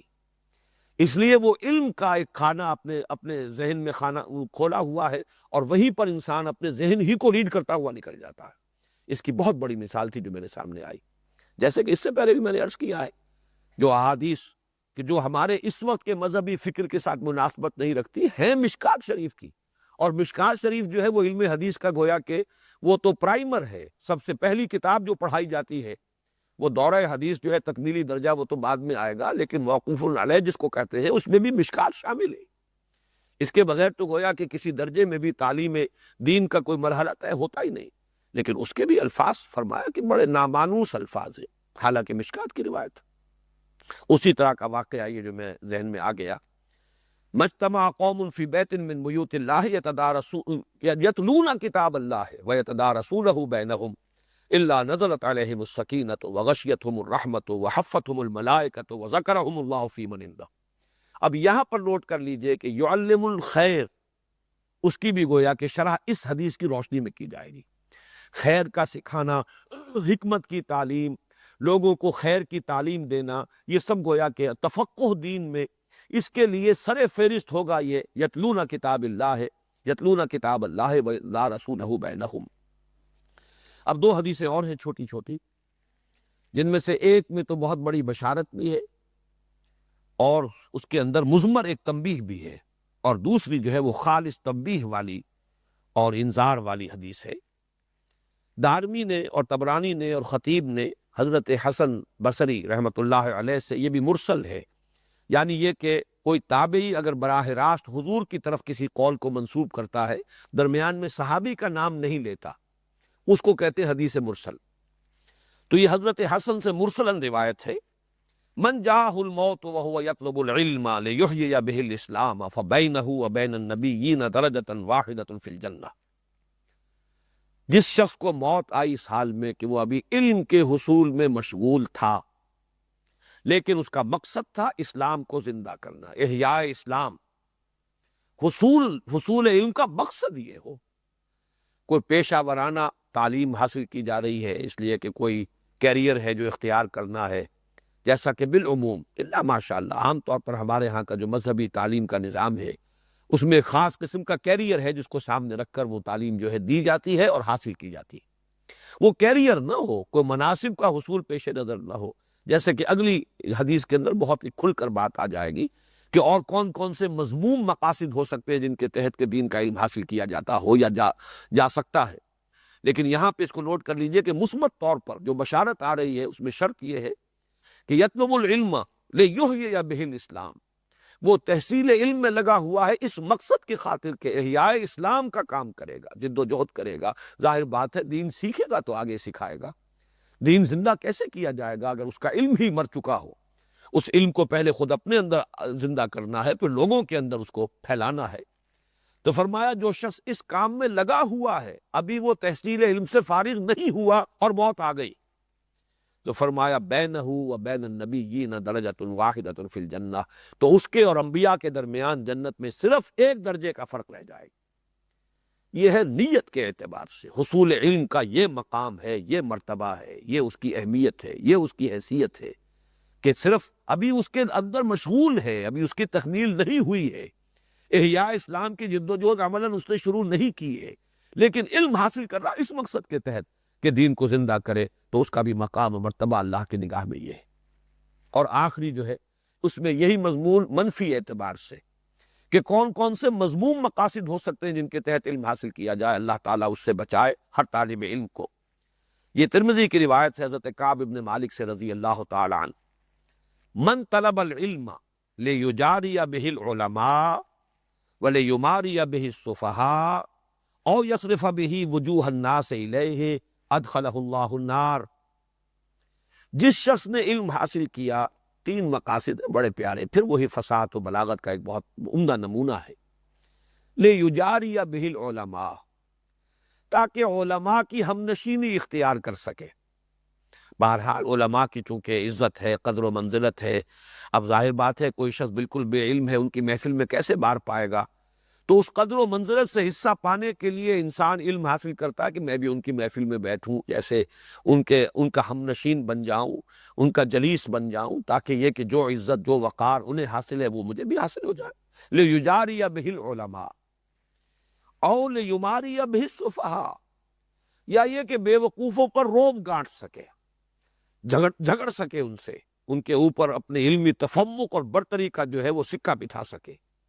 یہ دوسرا وہ مذموم مقصد، عوام کے اوپر روب ڈالنے کے لیے اور اہل علم کی مجلس میں بار پانے کے لیے۔ او یصرف بہ وجوہ الناس الیہ، یا یہ کہ مقصد یہ ہو کہ لوگوں کے چہروں اور توجہات کو اپنی طرف مرکوز کر لوں، میں مرجع خلائق بن جاؤں، لوگ میرے ہاتھ چومنے لگیں، لوگ میرے سامنے ادب کے ساتھ بیٹھے، زانوئے تلمس طے کریں۔ اور یصرف بہ وجوہ الناس الیہ، لوگوں کے چہروں کو توجہات کو اپنی طرف منعطف کرانے کا اسے ذریعہ بنا رہا ہو۔ ادخلہ اللہ النار، اللہ تعالیٰ اس شخص کو لازماً جہنم میں پہنچا کر رہے گا، آگ میں داخل کرے گا۔ یہ تو میں نے احادیث آپ کو سنائی ہے کہ علم کی جو فضیلت ہے مطلقاً وہ آپ حضرات کے سامنے آ جائے، خاص طور پر بمقابلہ عبادت، زہد، عبادت، ریاضت، بمقابلہ تعلیم و تعلم، تعلیم الناس الخیرہ، لوگوں کو خیر کی، حکمت کی تعلیم دینا، قرآن کا پڑھنا پڑھانا، سیکھنا سکھانا، اس کا ان دونوں کا تقابل آپ کریں تو یہ جو ہے نسبت و تناسب صحیح ذہن کے اندر رہنا چاہیے، تبھی ہماری جو ٹائم ایلوکیشن ہے، اپنی توجہات اور محنت اور جد و جہد ہے، اس کے اندر صحیح توازن قائم ہو سکے گا۔ اب دوسری بات، جیسا کہ میں نے عرض کیا کہ آج کا جو میرا یہ وقت میں لے رہا ہوں بطور ایک تتمے کے، وہ ہے علم کی اقسام۔ اس کے اعتبار سے چونکہ میں بار بار یہ عرض کر چکا ہوں کہ یہ رکوع جو ہے چوتھا رکوع سورہ بقرہ کا، یہ میرے نزدیک اہم ترین مقام ہے اس موضوع پر۔ تو ایک گویا کہ نگاہ بازگشت ہم ڈال رہے ہیں اقسام علم پر۔ اس میں چند چیزیں جو میں نے یہاں درج کی ہیں وہ اس لیے تاکہ تیزی کے ساتھ ہم گزر جائیں۔ ایک تو بڑا پرانا حکیمانہ مقولہ ہے اور اغلباً یہ ابن خلدون کا قول ہے، العلم و علمان، علم الابدان و علم الادیان۔ علم دو ہے، دو قسم کے علم ہے، علم کی دو قسمیں ہیں۔ ایک علم الابدان، بدنوں کا یا اشیاء کا یا چیزوں کا، باڈیز کا علم، ظاہر بات ہے فزیکل آبجیکٹس، فزیکل باڈیز، ان کا علم۔ اور دوسرا علم الادیان، دین کا علم، اوامر و نواہی، خیر و شر کا علم، اس کی پہچان۔ سورہ بقرہ کے چوتھے رکوع میں واقعہ یہ ہے کہ اسی کے حوالے سے ہم کہہ سکتے ہیں، ذہن میں اس کا ایک ربط قائم کر سکتے ہیں، ایسوسیشن، مینٹل ایسوسیشن۔ علم الاسماء، یہ گویا کہ علم الاشیاء ہے، علم الابدان ہے، وہ ہے جس کی بنیاد پر خلافت کا معاملہ۔ اس لیے کہ جب جو بھی استفہام تھا فرشتوں کا، وہ در حقیقت اس کا جو جواب اللہ نے دیا ہے تو وہ اسی حوالے سے کہ میں صرف اسے اختیار اور خلافت نہیں دے رہا، علم دے رہا۔ تو یہ علم الاسماء ہے۔ اور دوسرا جس کا اختتام پر ذکر ہوا ہے وہ ہے ہدی من اللہ، فَإِمَّا يَأْتِيَنَّكُم مِّنِّي هُدًى فَمَن تَبِعَ هُدَايَ فَلَا خَوْفٌ عَلَيْهِمْ وَلَا هُمْ يَحْزَنُونَ۔ تو علم کے گویا کہ یہ دو گوشے یا دو شاخیں جو ہے، دو سورسز جو ہے علیحدہ معین ہو گئی۔ اسی کو ذہن میں ہم یوں رکھ سکتے ہیں کہ علم انسانی دو علوم کا مجموعہ ہے۔ ایک علم ہے حیوانی، یہ ذرا غور طلب ہے کہ انسان بھی ایک حیوان ہے، اس میں کوئی شک نہیں، اگرچہ حیوانات کی فہرست میں بہت بلند مقام ہے، اس کا بہت اونچا ہے، چاہے وہ آپ ایولیوشن کے ماننے والوں کے حوالے سے جان لیں کہ top of the tree of evolution, top پر ہے ہومو سیپین، انسان جو ہے ہائیسٹ ایوالوڈ اینیمل۔ ورنہ یہ کہ بہرحال اگر اس نظریے کو آپ چھوڑ بھی دیں تب بھی کوئی شکل اس کے انکار کی تو نہیں ہے کہ انسان حیوان ہے، اس میں کوئی شک نہیں، لیکن یہ کہ برتر ہے، افضل ہے، سب سے بلند ہے، اعلیٰ ہے۔ لیکن یہ کہ انسان نرا حیوان نہیں ہے، یہ ہے در حقیقت حکمت قرآنی کا اہم ترین اور سب سے زیادہ بنیادی ایشو، کہ انسان ایک مرکب وجود کا حامل ہے۔ اس کا دوسرا وجود ہے روحانی وجود، اور یہ مکمل وجود ہے، انڈیپینڈنٹ آف دس باڈی۔ اس بات کو میں زور دے کر اس لیے کہہ رہا ہوں کہ جو روح کے وجود اور جداگانہ تشخص کو مانتے بھی ہیں، وہ بھی در حقیقت اس حقیقت سے واقف نہیں ہے کہ وہ انڈیپینڈنٹ اپنا وجود رکھتی ہے۔ یہ جسم، ہمارا جسم جمع جان، یہ ہے ہمارا حیوانی وجود، اور روح جو ہے وہ ہمارا ایک مستقل وجود ہے، روحانی وجود۔ یہ دونوں ملے ہیں، کیسے ملے یہ ہم نہیں جانتے۔ اتصال بے تکیف بے قیاس، ہست رب الناس را با جان ناس، یہ اتصال جو ہے ہم کسی مثال سے، تشبیہ سے بھی نہیں سمجھ سکتے، لیکن ہے دونوں ملے ہوئے۔ اور اس کے لیے میں تو یہ عرض کیا کرتا ہوں کہ ہمیں آج تک یہی معلوم نہیں جان کا تعلق جسم سے کہاں ہے، کیسے ہے، کس طور سے، کچھ پتہ نہیں۔ ساری فزیولوجی، ساری اناٹومی، جتنی بھی ترقی ہو گئی ہے، مائکروسکوپ کے ذریعے سے جینز تک پہنچ گئے ہیں، جینیٹکس جو ہے اس کے اندر نہ معلوم کہاں تک انسان چلا گیا، ابھی تک یہ معلوم نہیں ہے کہ جسم اور جان کا رشتہ ہے کیا اور کیسے ہے، کس عضو سے متعلق ہے، کیا اس کی کیفیت ہے۔ اسی اعتبار سے اس سے بھی زیادہ ایک لطیف تر حقیقت یہ ہے، روح کا حیوان انسان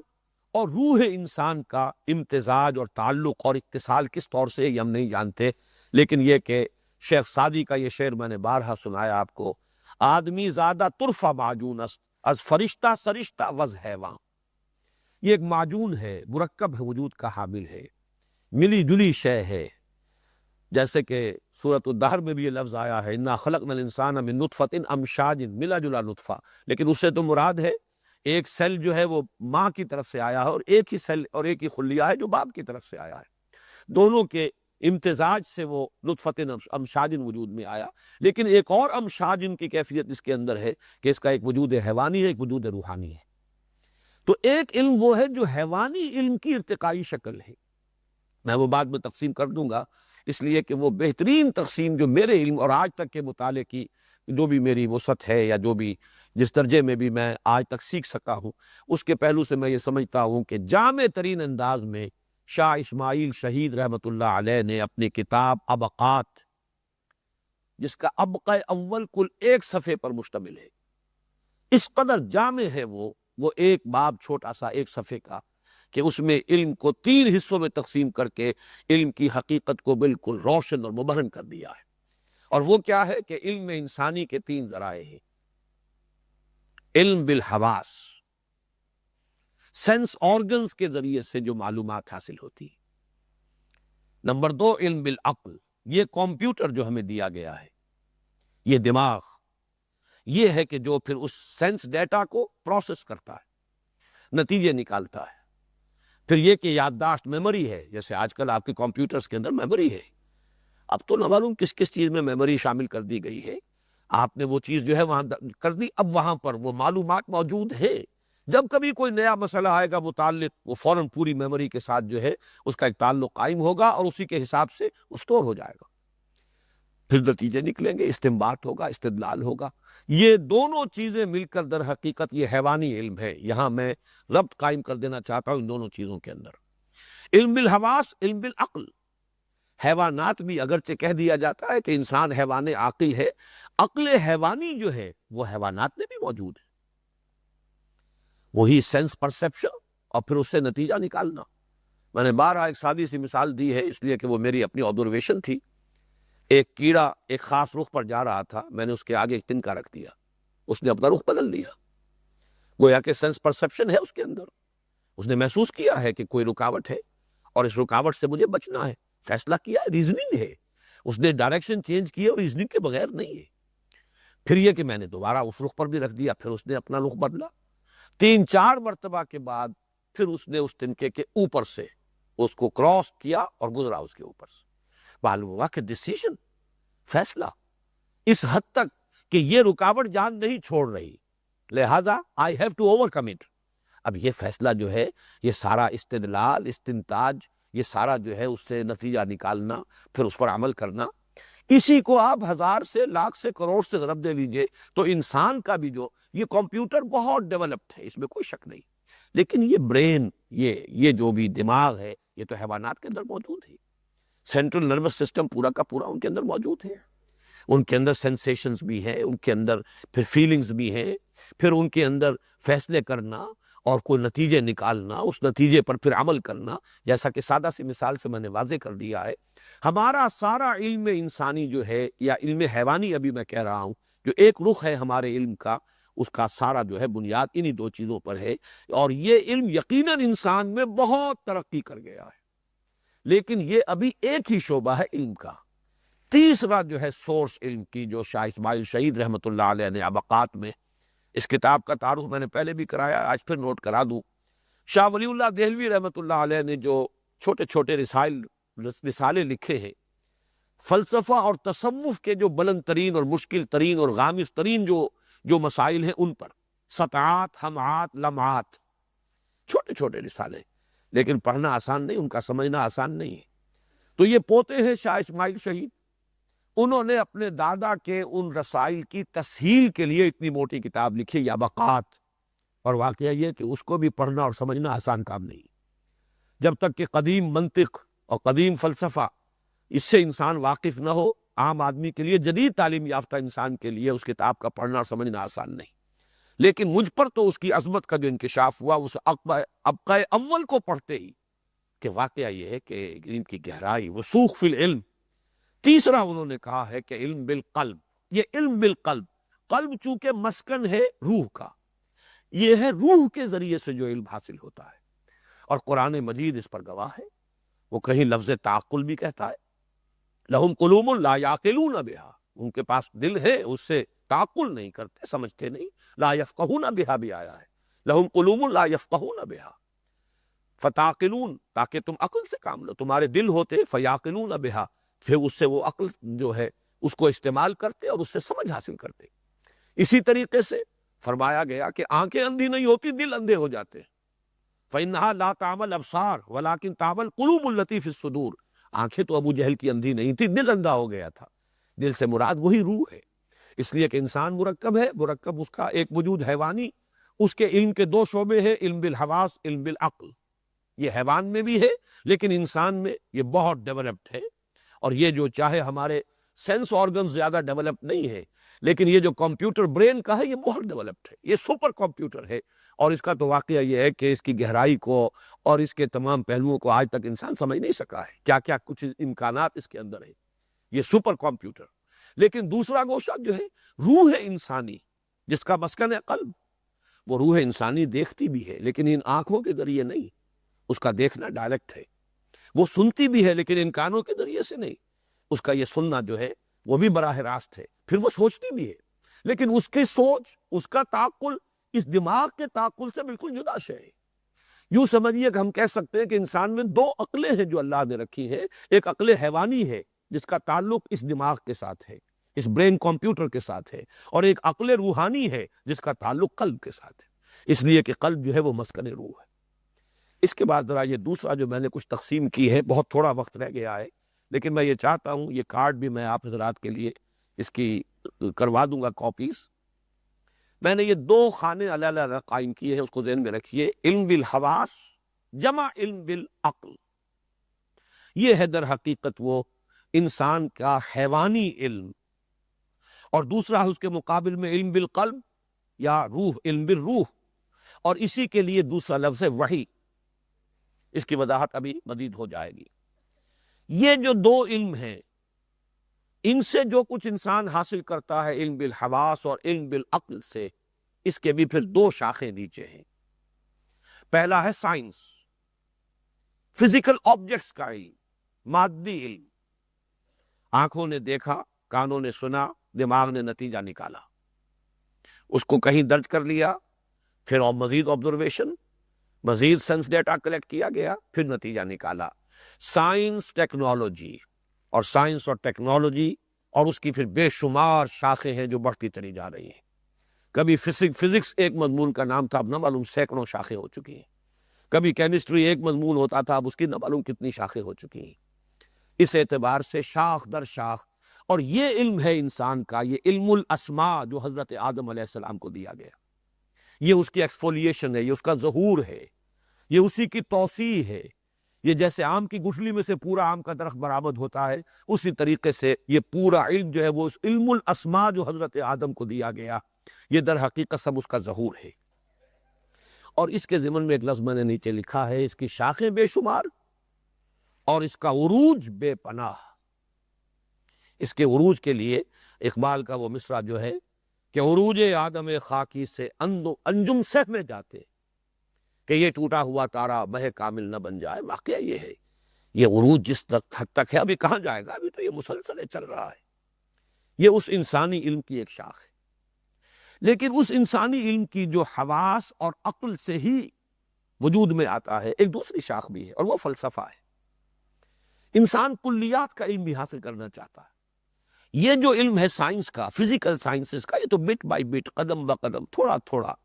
یہ مسلسل ترقی کرتا رہا اور ترقی کرتا رہے گا، ابھی نہ معلوم کہاں تک جائے گا۔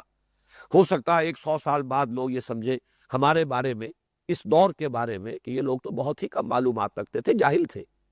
جیسے آج ہم اپنے سے 100-200 سال پہلے والوں کے بارے میں وہ فکریں چست کر دیں کہ انہوں نے یہ سمجھا، یہ تو بڑی اہم خانہ بات تھی۔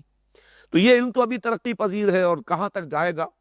اس کی انتہا وہی ہے جسے دجالی فتنے کے حوالے سے احادیث میں بیان کیا گیا ہے۔ اور دجالیت اصل میں نام کس شے کا، وہ میں ابھی عرض کرتا ہوں آپ سے۔ لیکن فلسفہ نام ہے، عقل جو ہے وہ چھلانگیں لگا کر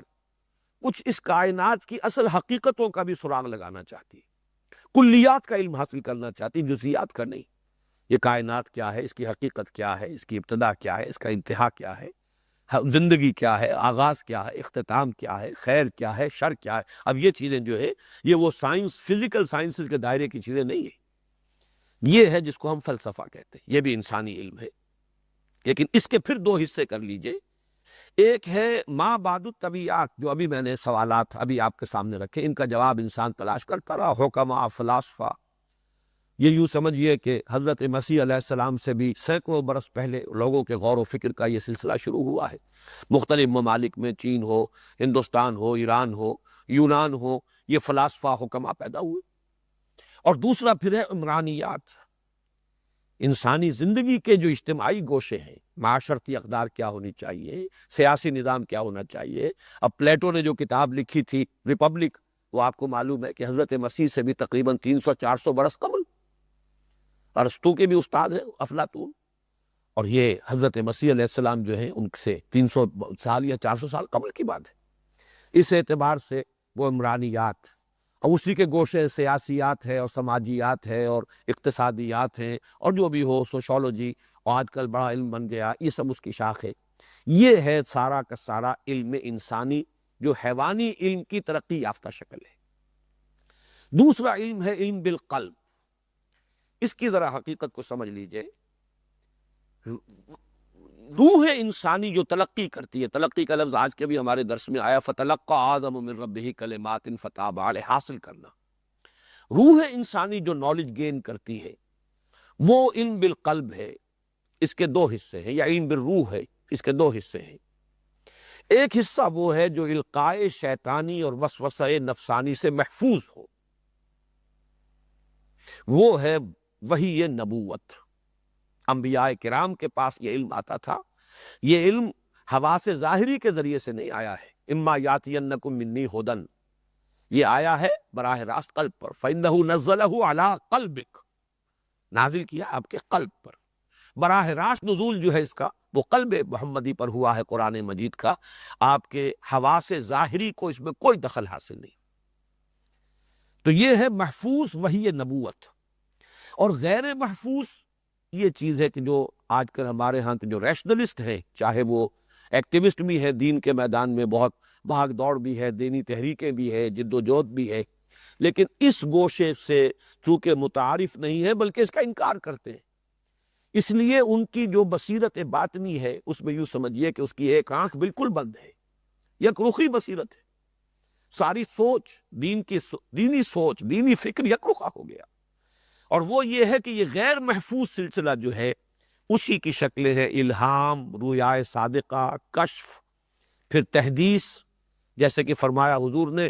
ہر امت کے اندر محدثین ہیں جن سے کہ اللہ کلام کرتا ہے، میری امت کا محدث نہیں محدث، محدث تو اصطلاح ہے علم حدیث کے جو بڑے ماہرین ہیں، ائمہ حدیث کے وہ محدث ہیں، محدث جن سے اللہ گفتگو کرتا ہے، کلام کرتا ہے، لیکن اس کے اندر محفوظیت نہیں ہے۔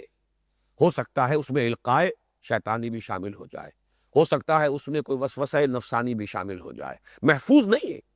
لیکن یہ کہ بہرحال محفوظ ہے نبی کا معاملہ، بغیر محفوظ یہ سلسلہ آج بھی جاری ہے، تا قیام قیامت جاری رہے گا، ہمیشہ سے جاری ہے۔ اس پر بھی وحی کا اطلاق ہوتا ہے، بلکہ وحی کا لفظ جو ہے اس کا اطلاق وسوسہ شیطانی پر بھی ہے۔ ان الشیاطین لیوحون الی اولیائہم، وہ اپنے جو ساتھی ہیں، اپنے دوست، ان کو وحی کرتے رہتے ہیں۔ ایک فرشتے کے ذریعے وحی آتی ہے، ایک شیاطین کی وحی بھی ہے جس کا قرآن مجید میں ذکر ہے۔ تو نوٹ کر لیجئے کہ یہ جو علم بالقلب یا علم بالروح ہے، اس کے دو حصے علیحدہ علیحدہ، جہاں محفوظ ہو جائے گا بالکل، اللہ کی طرف سے اس کی عصمت اور اس کی حفاظت کا مکمل بندوبست ہے، نہ وسوسہ نفسانی کو اس کے اندر کوئی دخل دینے کا امکان ہے اور نہ ہی کسی القائے شیطانی کا، وہ ہے وحی نبوت۔ البتہ اس کو یہ نہ سمجھیے، بعض لوگ وحی کو ایک بالکل علیحدہ کیٹیگری سمجھتے ہیں، حالانکہ وہ کیٹیگری علیحدہ نہیں ہے، کیٹیگری وہی ہے جو عام انسانوں میں بھی ہے۔ عام انسانوں میں الہام ہے، القاء ہے، کشف ہے، رؤیائے صادقہ ہے، لیکن عام انسانوں میں غیر انبیاء کے اندر یہ چیزیں ہیں، محفوظ نہیں ہے۔ خطا کا امکان، القاء شیطانی کا امکان، وسوسہ نفسانی کا امکان، جبکہ یہی چیزیں جب محفوظ ہو گئی تو وہ وحی نبوت ہے۔ وحی نبوت کے بھی دو حصے ہیں، وحی جلی اور وحی خفی۔ وحی خفی کیا ہے؟ یہی چیزیں جو ابھی میں نے غیر محفوظ شمار کی ہیں، یہ سب چیزیں جب نبی میں بھی ہوتی ہیں تو محفوظ ہوتی ہیں۔ نبی کا خواب بھی وحی ہے، نبی کو الہام ہوگا وہ بھی وحی ہے، نبی کو کوئی بات القاء ہوتی ہے وہ بھی وحی ہے، اور وہ بھی محفوظ ہے۔ نبی کا خواب بھی محفوظ ہے، نبی کا خواب جو ہے اس میں بھی شیطانی آمیزش نہیں ہو سکتی، اور اسی کا نام ہے وحی خفی۔ وحی جلی تو وہ کلام ہے جو آ رہا ہے اللہ کی طرف سے، جو جوں کا توں لفظاً منتقل کیا جا رہا ہے، اور جو بات اللہ دل میں ڈال دے، نفس فی الروع، اللہ نے میرے دل میں ایک بات ڈال دی ہے، یہ بات جو اس کو ہم القاء بھی کہتے ہیں، اللہ نے القاء فرمایا ہے۔ اور جیسا کہ میں عرض کر رہا ہوں کہ یہ چیزیں عام انسانوں میں بھی ہیں، اور اسی کو آج ایکسٹرا سینسری پرسیپشن کہا جا رہا ہے، کہ صرف وہ سینسری پرسیپشن نہیں ہے بلکہ ایکسٹرا سینسری پرسیپشن کا دائرہ ہے، اور وہ تو آج کل تو تحقیق کا بہت بڑا موضوع بن چکا ہے، چند منٹ کا اضافہ کریں گے۔ اس وحی جلی اور وحی خفی اب دونوں کو جمع کریں گے تو اس سے پھر جو ہمیں حاصل ہو رہا ہے علم، اس کو بھی دو حصوں میں تقسیم کر لیجئے، حکمت اور احکام۔ وحی کے ذریعے سے بھی ہمیں حکمت بھی ملتی ہے اور احکام بھی ملتے ہیں۔ اس حکمت کے بھی پھر دو حصے ہیں، حکمت اصولی یا کلی، اس کا موضوع ہے ایمان۔ کائنات کی حقیقت کیا ہے، تمہاری حقیقت کیا ہے، زندگی کی حقیقت کیا ہے، یہ تمام علم الحقائق جنہیں ہم کہیں گے، یہ ایمان ہے۔ اور اس کا رشتہ جڑ جائے گا ما بعد الطبیعیات کے ساتھ، یہ جو میں نے ڈاٹڈ لائنز کے ساتھ اس کا تعلق قائم کیا ہے، کہ یہ انسانی علم کے گوشے سے، علم بالحواس، علم بالعقل سے جو فلسفیانہ علم ڈیولپ ہوا ہے، اس فلسفیانہ علم کا ایک حصہ یعنی ما بعد الطبیعیات، اس کا رشتہ جڑتا ہے در حقیقت یہ حکمت کلی یا حکمت اصولی سے، یا جس کو ہم ایمان کہتے ہیں۔ چند خانی حکمت یونانیہ، حکمت قرآنیہ را ہم بخواں، یا حکمت ایمانیہ را ہم بخواں، ایمانی حکمت جو ہے اس کو بھی پڑھو۔ کب تک تم پڑھتے رہو گے یونانیوں کی حکمت اور یونانیوں کا فلسفہ، مولانا روم نے فرمایا۔ تو ان دونوں میں جو ربط قائم کرنے کی کوشش ہے اس کا نام علم کلام ہے، یہاں لکھا نہیں گیا، لیکن یہ ڈاٹڈ لائن جو ہے اس پر اگر آپ چاہیں تو اپنے ہاں نوٹ کر لیں، یہ علم کلام ہے۔ علم کلام کا فنکشن کیا ہے؟ کہ انسان کی عقل سے جو چیزیں اسے معلوم ہوئی ہیں، فلسفہ، ما بعد الطبیعات، اس کا رشتہ جوڑنے کی کوشش ایمان کے ساتھ، منطق انسانی، فلسفہ انسانی کے حوالے سے ایمانی حقائق کا اثبات،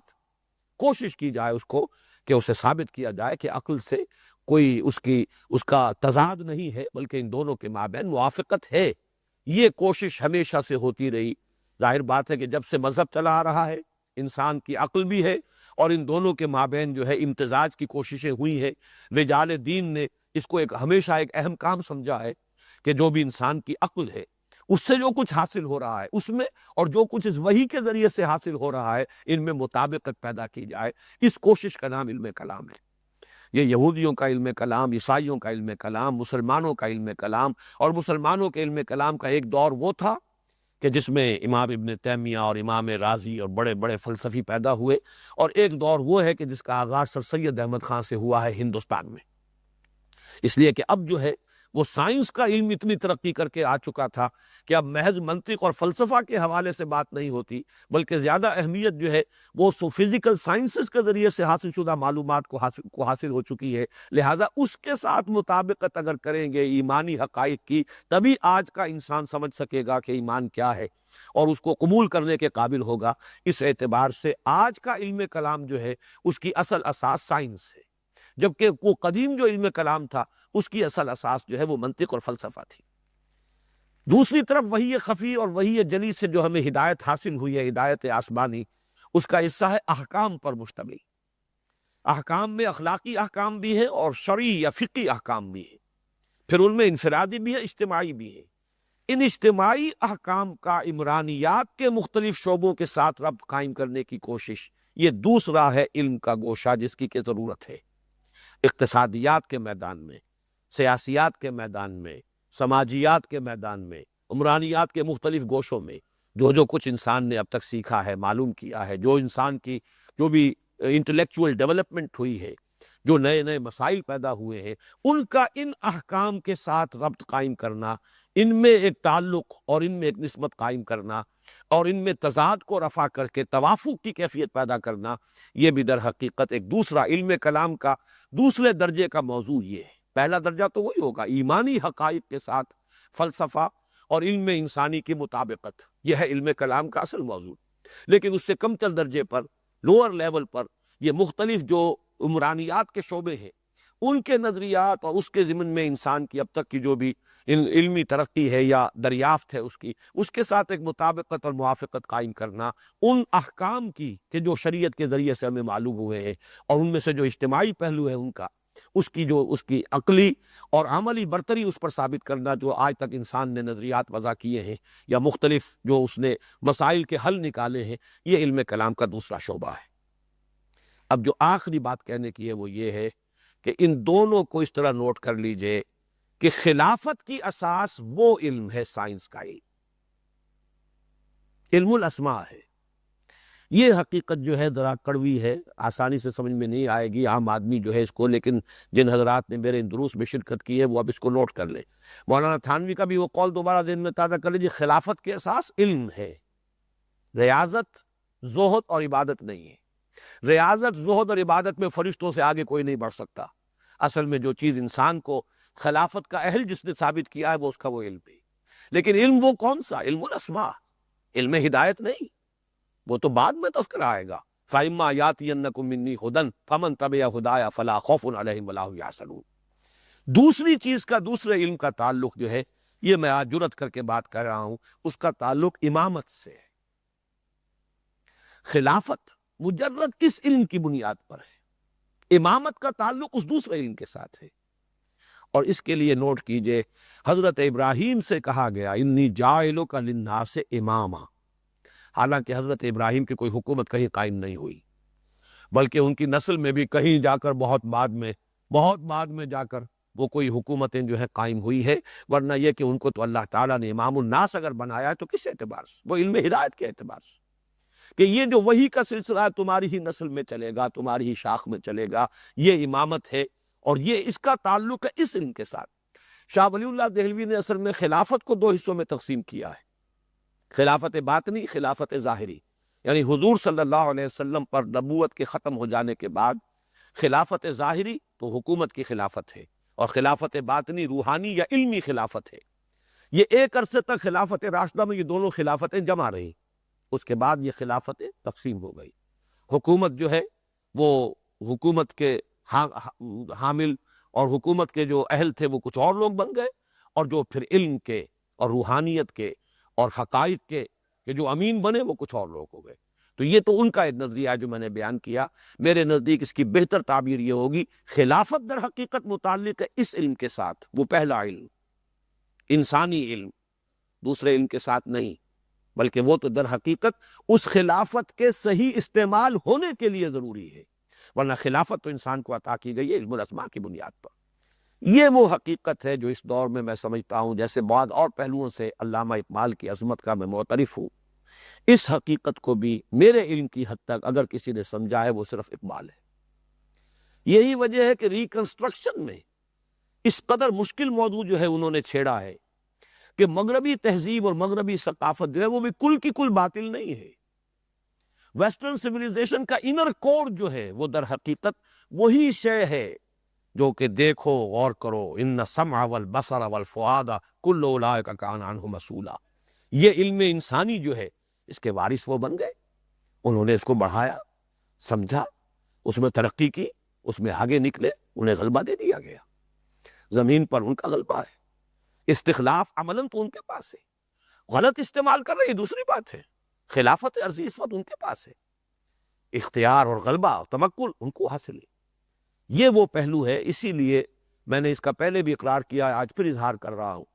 کہ حضرت عمر سے رضی اللہ تعالیٰ عنہ جو مسلم شریف میں روایت مروی ہے،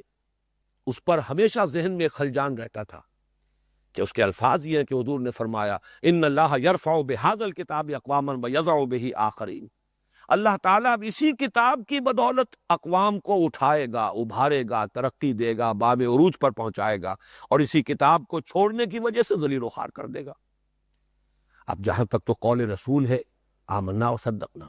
مستند بھی ہے، مسلم شریف کی روایت ہے، کیسے کوئی مسلمان اس کو رد کرے گا؟ لیکن ایک خلجان تھا کہ اس کتاب کی بدولت تو نہیں مغربی اقوام ابھری، یہ تو اس کتاب کو مانتی نہیں، یہ تو اسے تسلیم نہیں کرتی۔ کتاب والے جو ہے، چلیے ہم کہہ سکتے ہیں مسلمان تو اس لیے ذلیل و خوار ہو گئے کہ حقیقت میں کتاب والے نہیں رہے۔ خار از محجوری قرآن شدی، شکوہ سنجے گردش دوران شدی، مان لیا وہ زمانے میں معزز تھے مسلمان ہو کر، اور تم خار ہوئے تاریک قرآن ہو کر، تسلیم۔ لیکن دوسرا حصہ کیسے سمجھ میں آئے؟ ان اقوام نے کون سا اس کتاب کو مانا ہے؟ ان اقوام نے کون سے اس کتاب سے استفادہ کیا ہے کہ جس کی وجہ سے وہ اس وقت دنیا کے اندر بہرحال سربلند ہیں، غالب ہیں، تمکن اور غلبہ ان کا ہے؟ یہ ایک اشکال تھا، اور ریکنسٹرکشن کی اس بحث کو پڑھ کر ہی وہ حل ہوا کہ وہ بھی در حقیقت اس عمل کے اوپر عمل پیرا ہوئے ہیں اس حصے پر. ان السمع والبصر والفؤاد، انر کور جو ہے مغربی تہذیب کا وہ یہی ہے. توہمات کو اس نے ہٹا دیا، دور کر دیا، اپنے فکر کو، اپنے علم کو، اپنے نظریات کو حقائق کو، واقعات کے اوپر استوار کیا. Realities, observation. ان السمع والبصر والفؤاد. اور فؤاد کے لفظ کے بارے میں بھی ہمارے ہاں کافی یعنی اہل لغت نے اور مفسرین نے بھی کافی مختلف باتیں کہی ہیں، لیکن میرے نزدیک اب اس پر میں تقریباً مثبت طور پر حتمی رائے رکھتا ہوں کہ اس کا دل سے کوئی تعلق نہیں. فؤاد در حقیقت یہ برین کا کمپیوٹر ہے. فائدہ کیا ہے؟ آپ نے یہ چیز جانی، اس کا خلاصہ نکالیے، اس سے حاصل کیا ہوا. یہ آبزرویشنز ہیں، اس کا حاصل کیا ہے؟ فائدے سے فؤاد بنا ہے، قلب سے اس کا تعلق نہیں ہے. یہ ان السمع والبصر والفؤاد کل اولئک کان عنہ مسئولا، یہ اس انسانی علم کی بنیاد ہے. در حقیقت دیکھو، سنو اور انفر کرو، نتیجہ نکالو، استنباط کرو، اسی سے جو ہے استدلال کرتے ہوئے وہ منطق کے ذریعے سے اگلے نتائج تک پہنچو. پھر اور دیکھو اور سنو اور سمجھو اور چکھو اور سونگو، جو بھی سینس آرگنز ہیں، مزید معلومات حاصل کرو، اپنے علم کو اور ترقی دو. یہ سارا وہ برین کمپیوٹر ہے جو کام کر رہا ہے، یہ انسانی علم ہے. اور در حقیقت کس چیز کی نفی کی گئی ہے؟ وَلَا تَقْفُ مَا لَيْسَ لَكَ بِهِ عِلْمٌ. جس شے کے لیے تمہارے پاس کوئی علم نہیں ہے، علمی بنیاد نہیں ہے، اس کے پیچھے مت پڑو. توہمات کو رد کر دو، بات کرو آبزرویشن کی بنیاد پر. یہ ساری سائنس جو ہے، میں نے اسی لیے اس علم کی مختلف اقسام کو بالکل ایک فارم کے اندر آپ کے سامنے رکھ دیا ہے، تاکہ یہ ایک وحدت کی حیثیت سے سامنے آ جائے. یہ بھی علم ہے، اور خلافت عرضی کی بنیاد یہ علم ہے. علم آدم الاسماء کلہا ثم عرضہم علی الملائکہ. تو یہ علم الاسماء ہے. اگر اس پر کسی نے محنت کی ہے تو در حقیقت وہ بھی گویا کہ قرآن مجید ہی پر عمل پیرا ہے، چاہے انہیں شعور ہے یا نہیں ہے،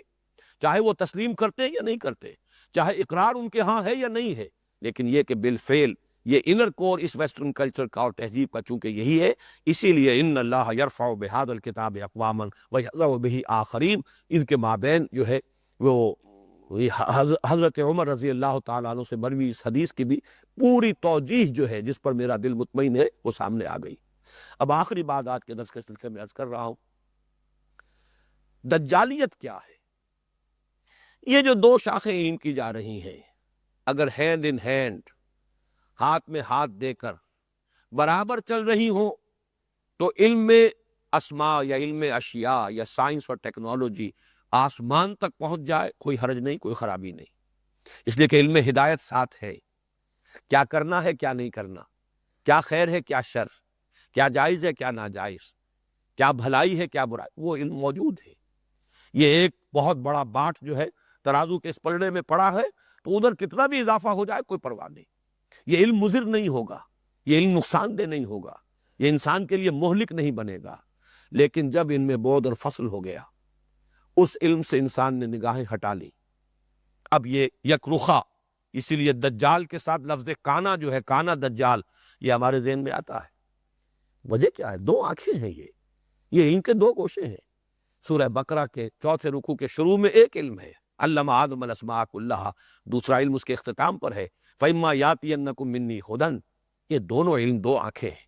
انسن اور انسانی. ان دونوں آنکھوں کو کھلا رکھے، ترقی کرے، راستہ دیکھے اور آگے چلے، تو اس کے اندر کوئی برائی نہیں، بھلائی ہی بھلائی ہے، خیر ہی خیر ہے. لیکن اگر ایک آنکھ کو بند کر دیا گیا، ٹھپ ہو گئی، وہیں سے منہ موڑ لیا گیا،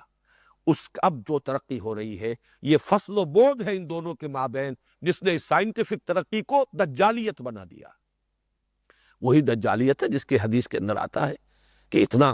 قابو یافتہ ہو جائے گا انسان، دجال کو اتنی قدرت حاصل ہوگی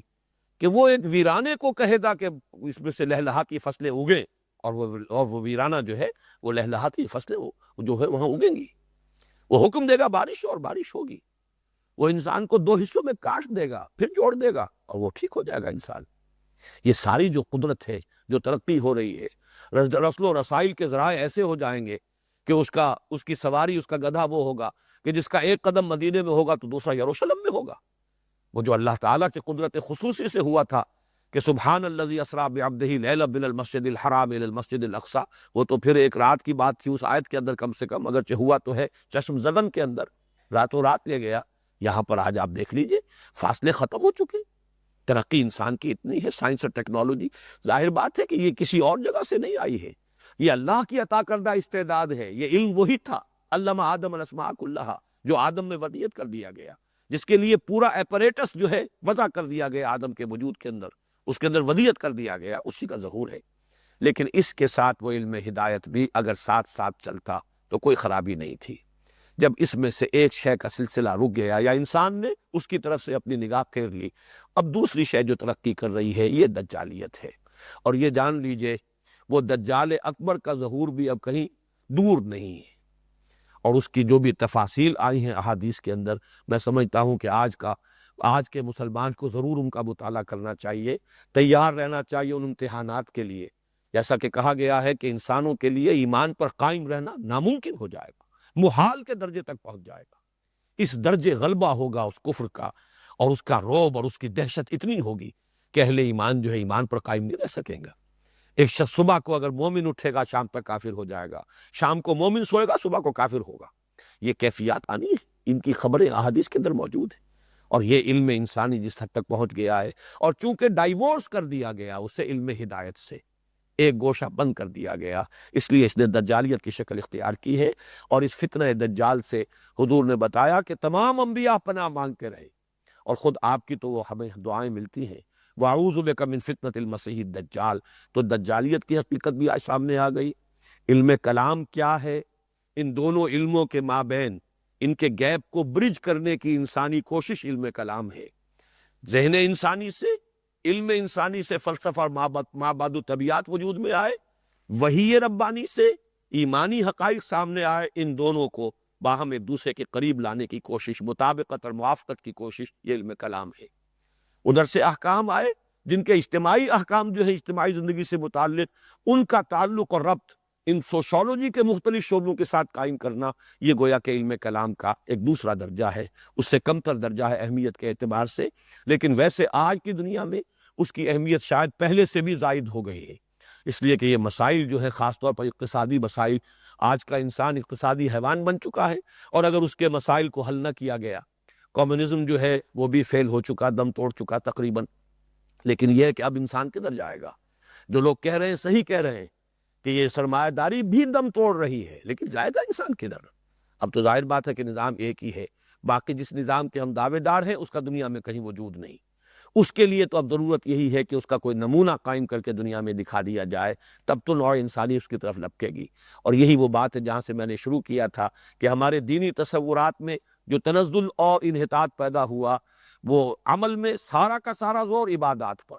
ساری گفتگو اس کے بارے میں، ساری نیکی جو ہے اس کا جو بھی ظہور ہوتا ہے انسان میں وہ عبادات کے اندر، ساری قوت اسی میں کھپ جاتی ہے۔ اصل وہ شے کہ وہ جو انسان کے اندر ایک تو علم کی اہمیت، علم میں ان دونوں شعبوں کی اہمیت، یہ نگاہوں سے اوجھل، پھر خاص طور پر عمل میں اجتماعی زندگی اور ایک عدل اجتماعی کا قیام، اس کی فرضیت کا تصور ہمارے ذہنوں سے نکل گیا ہے۔ اللہ تعالی ہمارے دینی تصورات کو اثر نو صحیح بنیادوں پر جامعیت کے ساتھ استوار کرے، اور جو اس کے عملی تقاضے ہیں انہیں پورا کرنے کی توفیق عطا فرمائے۔ اقول قولی ھذا واستغفر اللہ لی ولکم ولسائر المسلمین والمسلمات۔